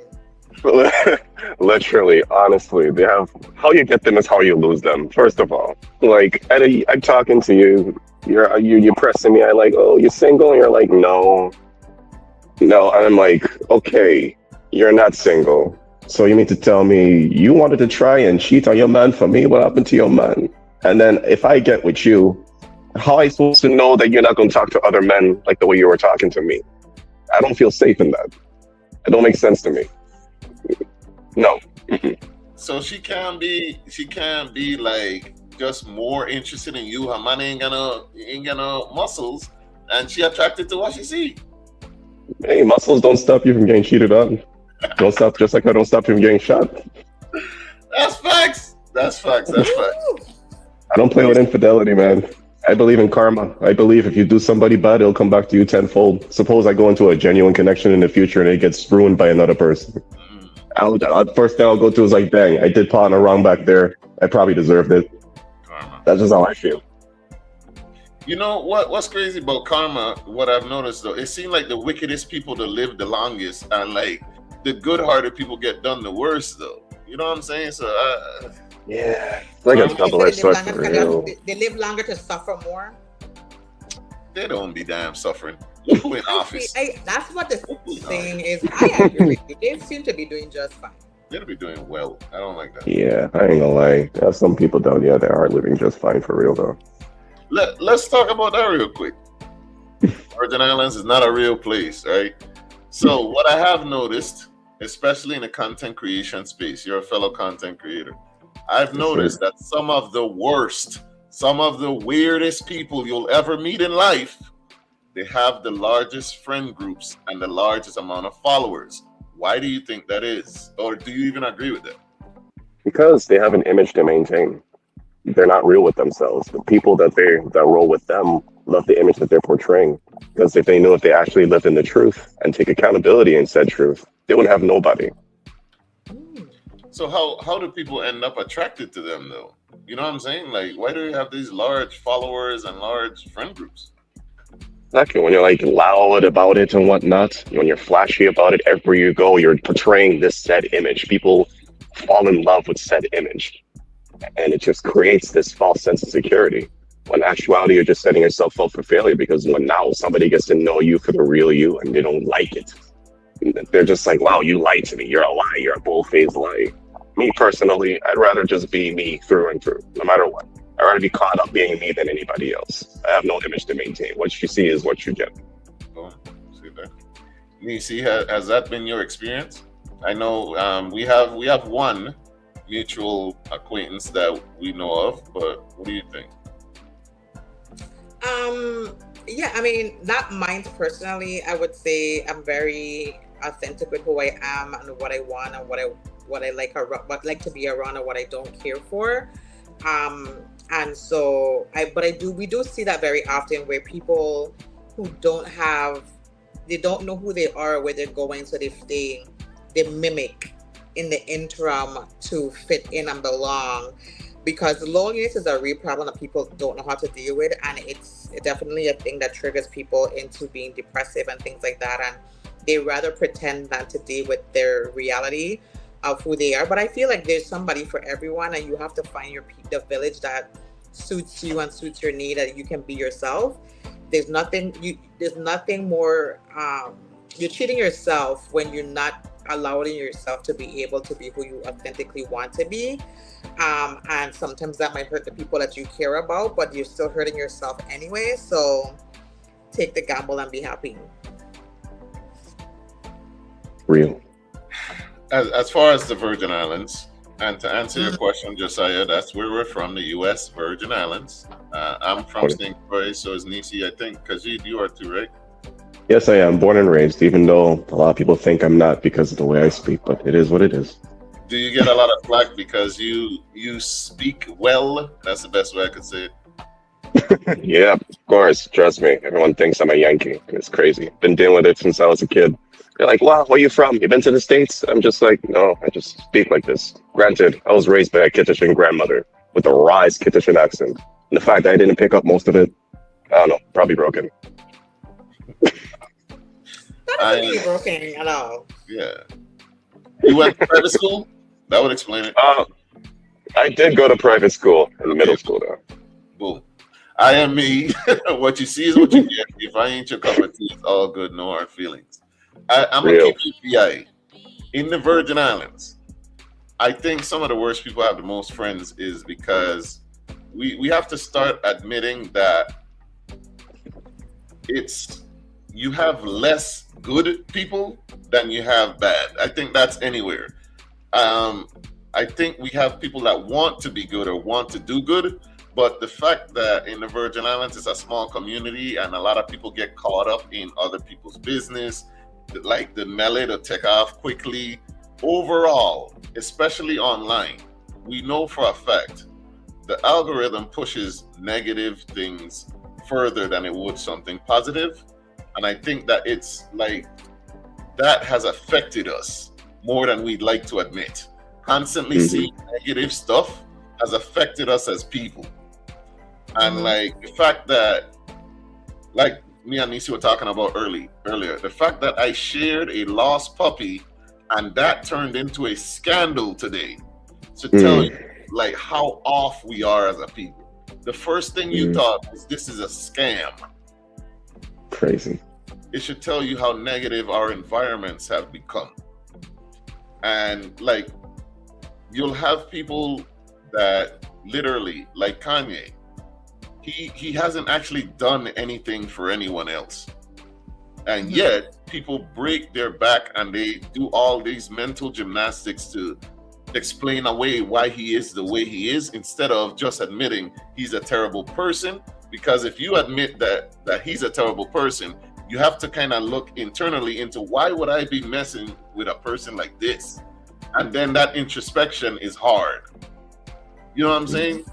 Like for MAGA people, why am I following someone like Donald Trump so heavy, so hard? He 34 count felonies. He's defrauded children's charities. Like, it doesn't really get worse than that, man. But why would I want to look inside and check into me and do some shadow work when I could just explain it away? Hey, everybody else is, this amount of people are, you know what I mean? That's why I think it's. Kita says, I can answer to the accent. I realize us who are first gen VI, we have less of an accent since we are raised by other Caribbean cultures while still growing up in the VI culture. I don't know why, but I've noticed this. I'm first generation, I guess. I'm first generation, but I don't know. I don't have that hard Antiguan accent. My mother Francine kids. I don't know. Maybe. Because you were in that in-between place, I guess. You know what I'm saying? Pretty much. I'm 29. Yeah. So you growing up in the Virgin Islands, which is an accent, but it's Americanized. Then you have people who are Antiguan, Kittian, Lucian that you're growing up with. So you switching your accent, and maybe, hey, that might be it. That might be the answer. Probably. We got one more video of yours I want to show. Oh, sure. Go ahead. So Kajid not only does his, workout videos and his woman cheating videos, he has some very deep introspective stuff that I like also. Okay. I'll go ahead and follow him. We're going to get your socials when we come into the end. Check this out. If there's one thing in this life that I can't stand, that pisses me off out of the many things that pisses me off, is when women want to lay up with a dark-skinned brother, talking about I hope my child doesn't come out with his skin tone. And I'm just here like, you know what? I hope the child doesn't come out with their skin tone either, for the sake of their livelihood, upbringing, and overall peace, because y'all seem to be afraid of anything black or melanated, as long as it ain't dick. Like, the world loves to fetishize, glamorize, and praise black dick, but they don't love everything that comes with it. And it's like, your priority should be whether or not the child comes out healthy with no birth defects or deformities, not whether or not they come out dark or light or whatever. All y'all are friggin' weird. And don't come in them comments talking about some preferences. I don't want to hear it. Child's health should be the first priority. The skin tone should be at the bottom of the list. Me don't want to hear it. All right. Talk to us about this video. Man, I'm just tired of texturism and colorism in the black community. I know the CIA does backflips and somersaults whenever they see blacks in the community talking all this crap. It's like, why should a child's skin tone matter? Worry about the child's health first. And then they want to say, I don't want the child to come out too dark. But it's like, you love laying up with the BBC though. You love laying up with the black mandingo. When it comes to anything else outside of it, where are you at? I'm sorry, this may sound a little racist. This is why I only date black, because it's like, I feel like every other race fetishizes us. I feel more safer with black women. That's pretty touchy, but hey, it is what it is. That's just how I feel. It's funny because we're all dark-skinned folks. Okay. Nisi. You are weighing on the colorism thing? I mean, and the BBC thing? I mean, I had a thought with the colors and then he threw me off, and I was like, "Wait, what?" But he's right. He's absolutely right. They will not like you, but they do want the BBC. So I think, like you said, that behavior just starts with not loving yourself, and also not growing up in a place where you were felt loved because of who you are, and you don't want to pass that on to your children. But it has to be dealt with in order for us to break the generational line of that behavior. And I think that it's important to be able to embrace and love yourself in your skin tone, whatever variety or color shade that comes in. It is part of who you are. It is part of your identity. It is part of your genetic makeup and your heritage, and you should be absolutely proud of and willing to accept you flaw and all in regards to how your skin tone is. But yeah. Mm-hmm. Yeah, and to add for For me, honestly, it's like they love fucking us, right? Where are they when we're facing our issues in our communities? Radio silence. Who always been with us from the very, very start? The Black woman. So why would I turn my back on she? I'm not trying to be Dr. Umar, right? Because love who you love, right? Let me get that straight. You can love who you love, right? You can prefer whoever, as long as you're not being prejudiced with your preferences. Don't just be like, oh, I don't date Black women because white women, blah, blah, blah. No. Stop that, please. I hate that so much. Just date who you like and leave Black women out of it. Please. When does it start being colorism, and when does it stop being a preference? That's a deep one there. I would say colorism is when they'll say stuff like, oh yeah, you're so dark, you're so this and that, like why you don't have them in the sun too long. And when they'll say preference would be like, hey, I like Latinas because they have nice accents. But then there's some dudes that say, oh, I like Latinos because they shut up and cook, they say papi in bed. It's so corny, bro. It's so corny. Or they'll say, oh, I like white women because they're more financially stable and like they shut up. No, don't. That's disgusting. Gross. Don't piss me off. Nisi, when is it preference versus colorism?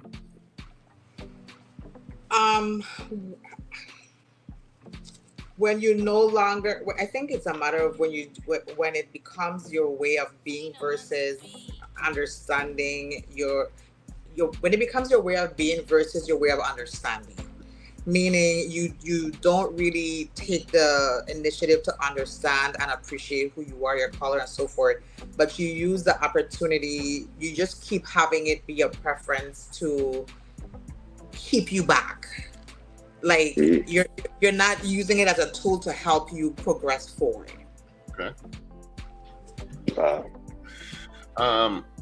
I think the best way that I could explain my idea of preference versus colorism, I think it's when I think it stops being preference when you're more focused on what or who you won't deal with. I think that's the best way I could explain it. Like you said, every time you talk about who you're into, you're talking down on the Black woman. You know what I'm saying? Like, it's not just I prefer or I'm attracted to. It becomes, here's why I don't deal with these types. Yeah. You know what I'm saying? Like, your preference. Thank you. Yes. Like, your preference should be like, if you prefer chocolate milk or white milk, you prefer a different flavor, literally. It's not because the colors are different. You get what I'm saying? Like, they just are different. So and then you mentioned something else about, coming up and the baby too dark and stuff like that. Me being dark skinned, this is something, it's been difficult dealing with this transition to every dark skinned man.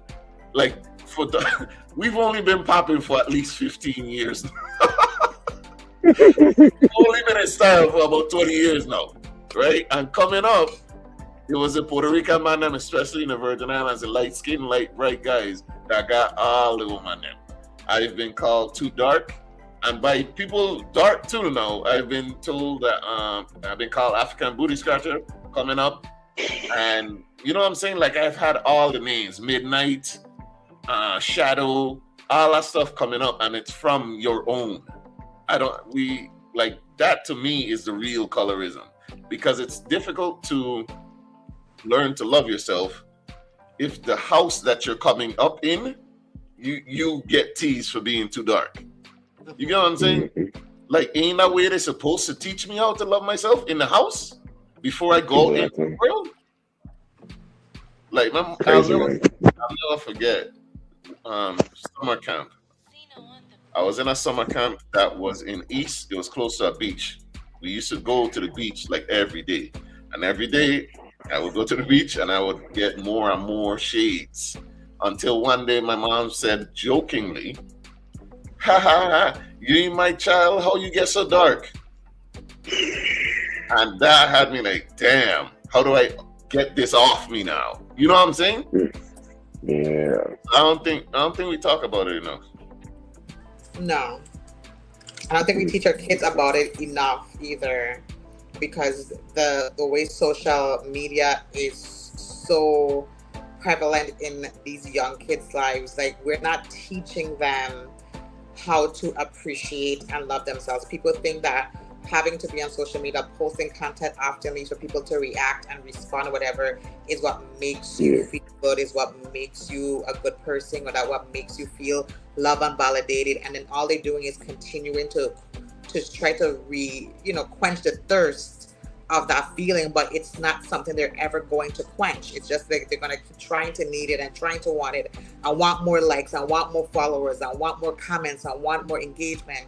And then the minute they're alone or by themselves, they don't know how to manage their own thoughts and or their emotions or the real world, at that matter. They're so consumed in the fictitious reality that they've created in order to just be. And I think that's doing more harm than good. Yeah, like these kids can't even go to eat lunch without being on the phone. I'm talking about like the 2-year-olds. You have to bring their tablets with you, in order for them to sit on the table and have a meal. Or if we're going out to, I've seen people in the movies with their child with the phone in the child head with the headphones. Like, I have to bring the child, and the child can't watch the movie. Can't watch the movie. Like, they're watching on the tablet or they're watching their phone. Like, they're so self-consumed with it that we're definitely creating some monsters in a battle, in relatively speaking, because we're not allowing them to thrive and fail in the real world. They have to struggle. They have to understand, like, there's a time and place for everything. There's this is great. We're going to do this, whatever. You come back home, then you can have your tablet time from 6 to 8 or whatever. I saw mom recently, honestly. She just implemented a no electronics in her house from Monday to Thursday.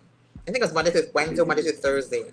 And she said it was such a hard, like no TV either. And so it was such a hard thing. She said the kids were crying. They were throwing tantrums. One of her child called the police because the child felt like she was being abused. But because the dopamine that these kids are receiving from being on the devices for so long, it's like now they have they're itchy, like, I need it back. And so they called the police because they felt like they were being abused. But she says now it took a couple of weeks, but the kids don't even ask about the TV, and they know when Thursday to Sunday comes, they can watch their TVs and be on their phones or whatever. But she says she's very happy she did it. It was so hard, but they actually have a structure now, and they know they can go places now and remove themselves from the device. And she said before it was such a hard thing for her to get the kids to do. And so that's what I'm saying is, even for us as adults, like, we're consuming so much media and so much of it, we don't, they're not even fact checking things anymore. Like, it's becoming you don't know what's real and what's not real, and you have to do your investigating if you want to, but most people won't investigate further to find out. You're waiting for the part 2 or the part 3 update to kind of know what actually happened, and so I think it's just a horrible trend that we're leaning towards. I don't know how we could fix it, but it's gonna be a rough one. Yes.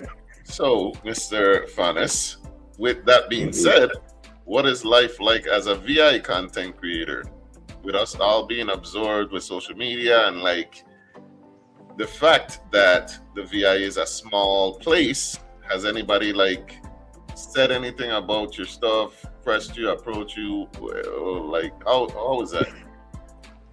Oh, it's funny for real, because like I'll be going to like the gas station for like a shake or something, and then they'll have people come up to me and be like, "Hey, you're that dude from TikTok. You're so funny. I like your videos." And I'm just like, "Yeah, that's cool, man. My name's Khajiit. I mean, I have a name, but it's funny. I never really had that before." But it's like, it is funny. It's just like a lot of people have like come to me and just be like, "Dude, like, you're so awesome. Your voice is so unique." Because honestly, before I started doing like the introspectives and the talking videos, I used to just post lifts and stuff and whatnot, just the lifts. And then people would be like, "Oh, you have such a wonderful voice." You can hear me still, right? Yeah. Yes. You hear me? Mm-hmm. Yeah. That people say, "Oh, you have such a wonderful voice. Like you should do more podcasts and radios and talking videos." And I'm just like, you know what? I should. And honestly, it's been doing pretty well. You know, I gather my ideas, I put them out, edit, do whatever I got to do, and the people like it. Yeah. I've been working on my profanity lately, though, because like earlier on, I was such a big sailor mouth, as you can see. But I've been trying to like, you know, I feel like you can get your point across without saying so much profanity, honestly. But it doesn't get pushed as much. That's what I've been noticing. It's like if you're not like out here saying, "Oh, fuck, fuckity, fuck, fuck," it's not just going to be all over anyone's For You profile. It's just going to be pushed back. Yeah. People love the negativity, like you said. Like I was genuinely trying to rage bait people back then, but now I'm just like, I'm just gonna take it slow, you know, simple. It can get discouraging. Especially when you see the ones that are rage baiting, or you could see through it that there's no substance to what they're doing, and they're the ones that gets pushed, especially on TikTok. Sorry to say, like if you talk TikTok, man. On TikTok, if you're really talking about some stuff, good luck. Yeah. If you're not rage baiting or trying to make like cringy, out of place content, don't expect your stuff to blow up as fast unless your audience is mainly composed of like genuine, thought-provoking people, because it's not going to get as much clicks, trust and believe, and I'm seeing it. That's a fact. I say just post for you and post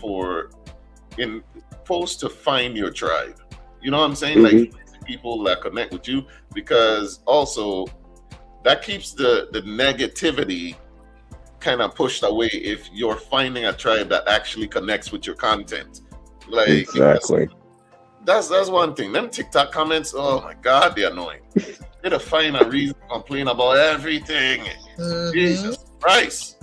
They will, trust me. And the funniest part about all of this is that, you know, it does take a while to build from the ground up when you're trying to be super genuine and clean. But when you do get there, it is worth it. I have seen creators be successful just being themselves and whatnot, but it did take them a while to get there. So it's just another hurdle you just have to learn to get over. Just keep being consistent with your posting. Don't let it get to you. Just be yourself, and the right people will find you. The right people will look for you. Don't let it discourage you from continuing to make your content. At least that's what I tell myself every day. Also, don't just follow the trends. Don't just do what you see everybody else doing. Find your own voice. All right. One other video, and then we're gonna wrap up, get your information, and go from there. One more video I want you to see and comment on. Nisi had sent this in, and I structured the question incorrectly. So I did a poll on it, right? On our page. I didn't structure the question correctly, so we're gonna do it here. I got another poll set up for this. Let's check out this video. I want you guys to weigh in. Would you rather have a beautiful idiot, meaning her IQ is low, or a universally unattractive woman that's nurturing, loving, caring, there for you, supportive, encouraging, and successful monetarily? I'd rather have a beautiful idiot. That's 2-0 right now.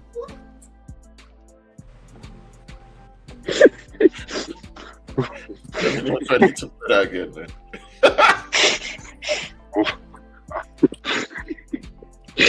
All right. Wow. So in the chat, would you prefer a beautiful idiot or a conventionally unattractive woman that has her together? So ones and twos. Would you rather one, a beautiful idiot, or two, an unattractive woman, but she has everything else? Talk to us, Kajid. Which would you prefer? Wow, that's a hard one, honestly, because it's like, you know. You said that's a hard one? I ain't gonna lie, man. I think I'll have to take the beautiful idiot, man, because it's like. Oh, wow. Oh, wow. I'm surprised. Okay, explain. Because, like, for me, you know, the thing I can see, like, it's not like it works. You know, like always, you know, try my best to like take care and provide for her. You know, and Messing up. provide for she. It's messing up. Sorry. Can you hear me better? You know why his phone messed up? He's about to say some nonsense. You're about to say some BS. Okay. Let's try it again. But go ahead. You heard me? You heard me? Yes. Is it on? Alrighty, no problem. All right. Yeah. No problem. So what I can say to answer that question, you know, she may be a beautiful idiot, but it doesn't mean she's incapable of learning. So I can try my best, you know, to help get her IQ up to speed, you know. And I can always provide for her financially. That's all good. I just can't do. Wow. Yeah, you cannot teach an idiot. Suppose that is just who she is and how she is, though. Like, you can't teach an idiot, though. You have to take the person as is. There's no room for improvement. No, because we go always find a reason why to like the woman who's you don't find attractive, she's not gonna get better looking. But she has everything else. And the beautiful one, she just an idiot, she ain't no smarter. Dang, I can't teach her. But dang, I'll have no choice but to take the unconventionally unattractive one then, because like shoot, if I can't build up the other one, then there's no point. She's just pretty much a liability. Yeah. Because in the comments of that, a lot of the guys said the same thing you said, the pretty one, because they can build her. And I'm like, so because they created a scenario to improve it, like if there's no scenario to improve on it as is, right? What do you do then? Exactly. You have to take the unconventionally unattractive woman, man. You can't do anything about the pretty one. She's gonna be room temp IQ for the rest of her life. Because somebody did the flip to that question, and it was like for the guys, and it was like same thing. He has everything that you need, but he's not 6 foot tall, and he's 6 foot tall, but he's an idiot. And the women that was going with the 6 foot, and I'm like, this is the stupidity of social media. That's the opposite side. 6 foot.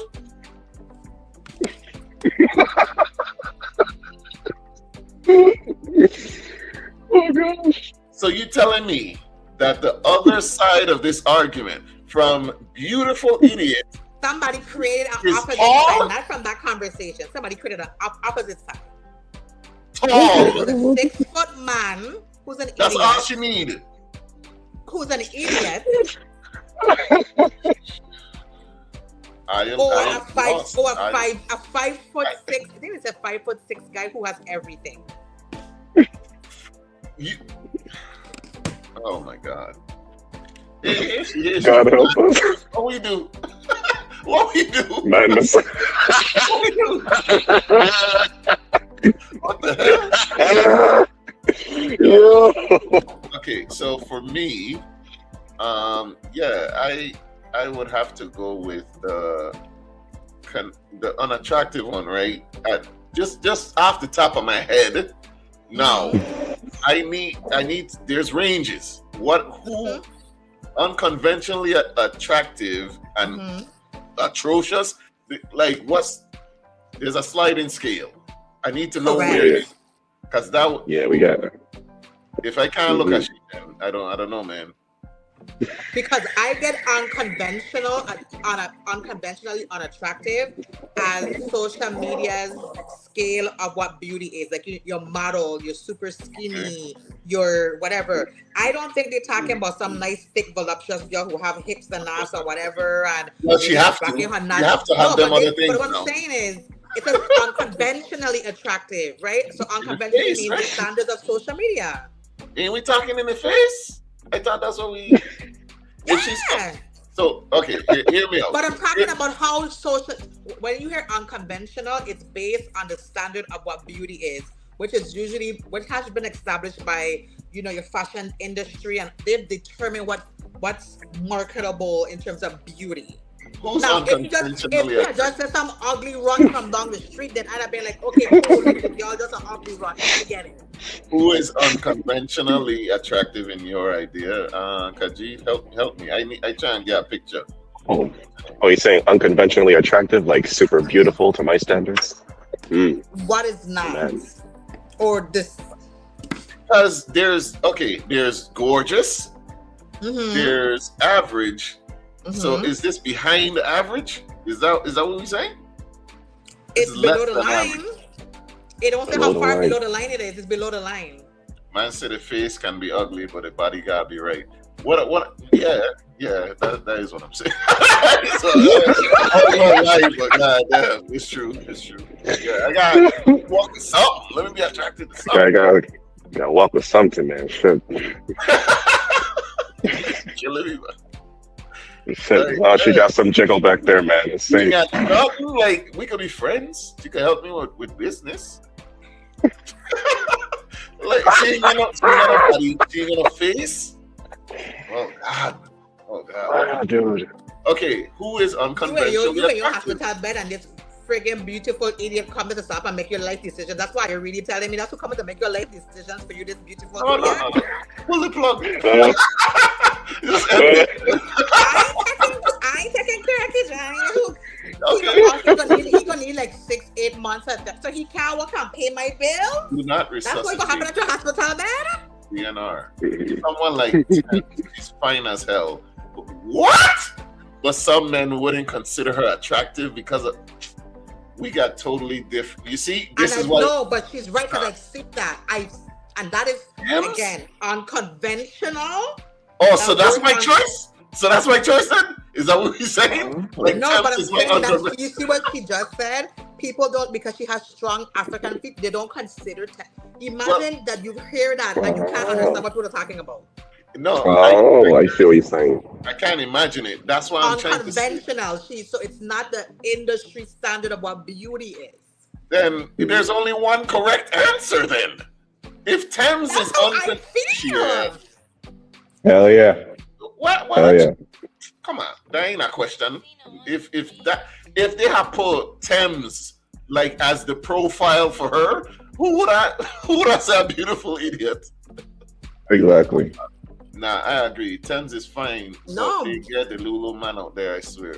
There's men who don't think Angela Bassett is beautiful because she has strong features in her face. You know who I don't think is beautiful. I'm sorry, because her features are very strong. Tiana Taylor.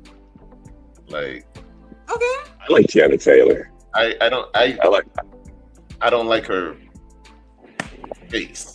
And that's fine. I don't like her face. And that's okay. So that's my unconventionally attractive. attractive. Tiana Taylor, who will do everything for you versus a more beautiful idiot? Of course, I could deal with Tiana face. I just deal with it.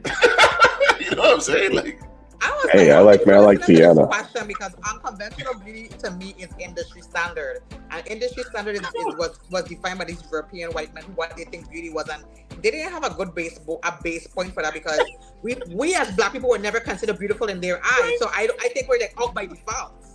They're saying Lotto is the beautiful idiot. Definitely, she's a bird. That's a good example of a beautiful idiot. Yeah. Nah, I wouldn't go with Lotto's a bird. That makes it so much easier for me. If the choice is Lotto versus Thames, Thames will win for you every time. Every time. Honestly, every Thames and Tiana Taylor look better than Lotto for me, in my opinion. Thames and Lotto, Tiana Taylor looks better than Lotto by far for me because one, physically fit, she's still got a nice structure to she. Beautiful face. Come back. Beautiful. Like Lockett. He's so beautiful. I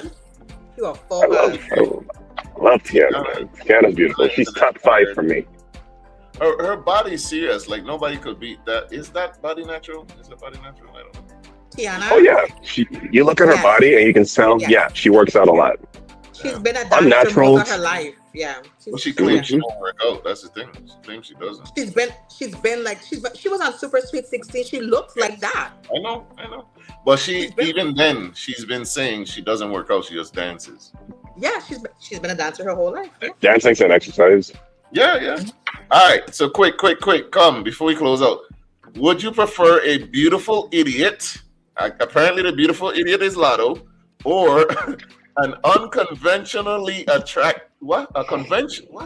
Unconventionally attractive or unattractive? An unconventionally attractive woman that has it all. And Thames, I can't. That don't even make no sense to me. All right. The only answer is Thames, man. But what Keita said is true. People have said that her African features are very pronounced, and they don't find her beautiful. And when I started, I was like, beauty is really in the eye of whoever looking at it, because I don't know what these people talking about right now, but they talked about it, so people really do believe that. I don't listen enough. Just type 2. Just type 2 in the chat, man. Type 1 or 2 in the chat to vote. But yeah, okay. Oh, also on that last poll, it was 100%. On the last poll, it was 100% the other way. They would date people who date other people? Yes, 100%. Okay. Give me the 5-6 man too, okay? It's like for the woman. I just want y'all. Yeah, let's put that on. Hey, I ain't doing that. Ladies, would you? You say it, because that shit sounds so ridiculous to me. I ain't even. The 6 foot tall plus man who's the idiot, or the 5'6" man that has everything. 5'6" me every time. Please vote me more than once. Hey, I'm 6'1", by the way. All we gonna do is look. Nice. You missed it. You missed it. 6'1". What we missed? What I missed? He's 6'1", by the way. He's 6'1". Okay. But he ain't an idiot. We just heard how eloquently he can speak, so he don't qualify for the example. 5'6", they're saying. Okay. Where the woman was too locking all, yeah, she was 6'1", man. I feel some type of way that like 5'6" is equal to ugly to man. Like, you see how the woman be asking man how tall it be, and the minute they say 5 inches, they feel like, ew. Like what? Damn. The minute they hear 5 something, I hear it's 5 and That's like, crazy. And they'll be like 5'1" in them. Like what?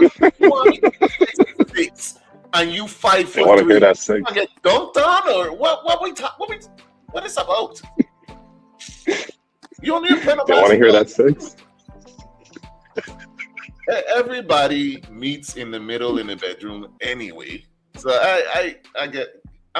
We gonna need to talk about that on our next show. And a different episode. Because a 6 foot tall just means he's 6 foot tall. We're gonna need to talk about that. What is women's obsession? Do you like navels? You like being up to his navel? Like what is it? Talk to me. But we're gonna talk about that. Khajiit, can you please tell the people how to follow you, how to contact you, how to book you, all of that? Oh yeah, my Facebook is Khajiit Trevon Fennis. It's pretty easy to spell. And TikTok is Khajiito340 for sure. Follow me there. Was this your first podcast episode or no? Honestly, I think the second.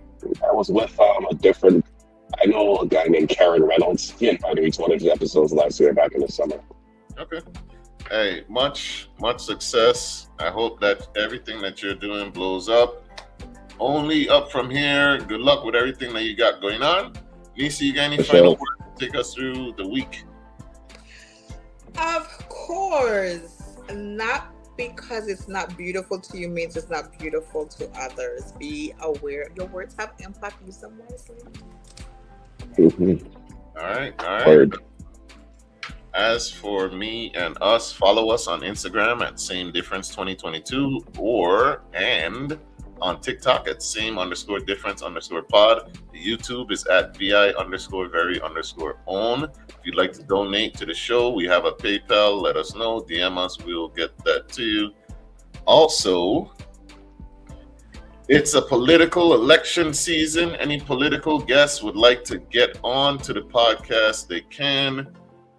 Y'all go ahead and let us know. We'll have you on. We do not endorse any candidates in any elections for any reason. We like to remain strictly out of that.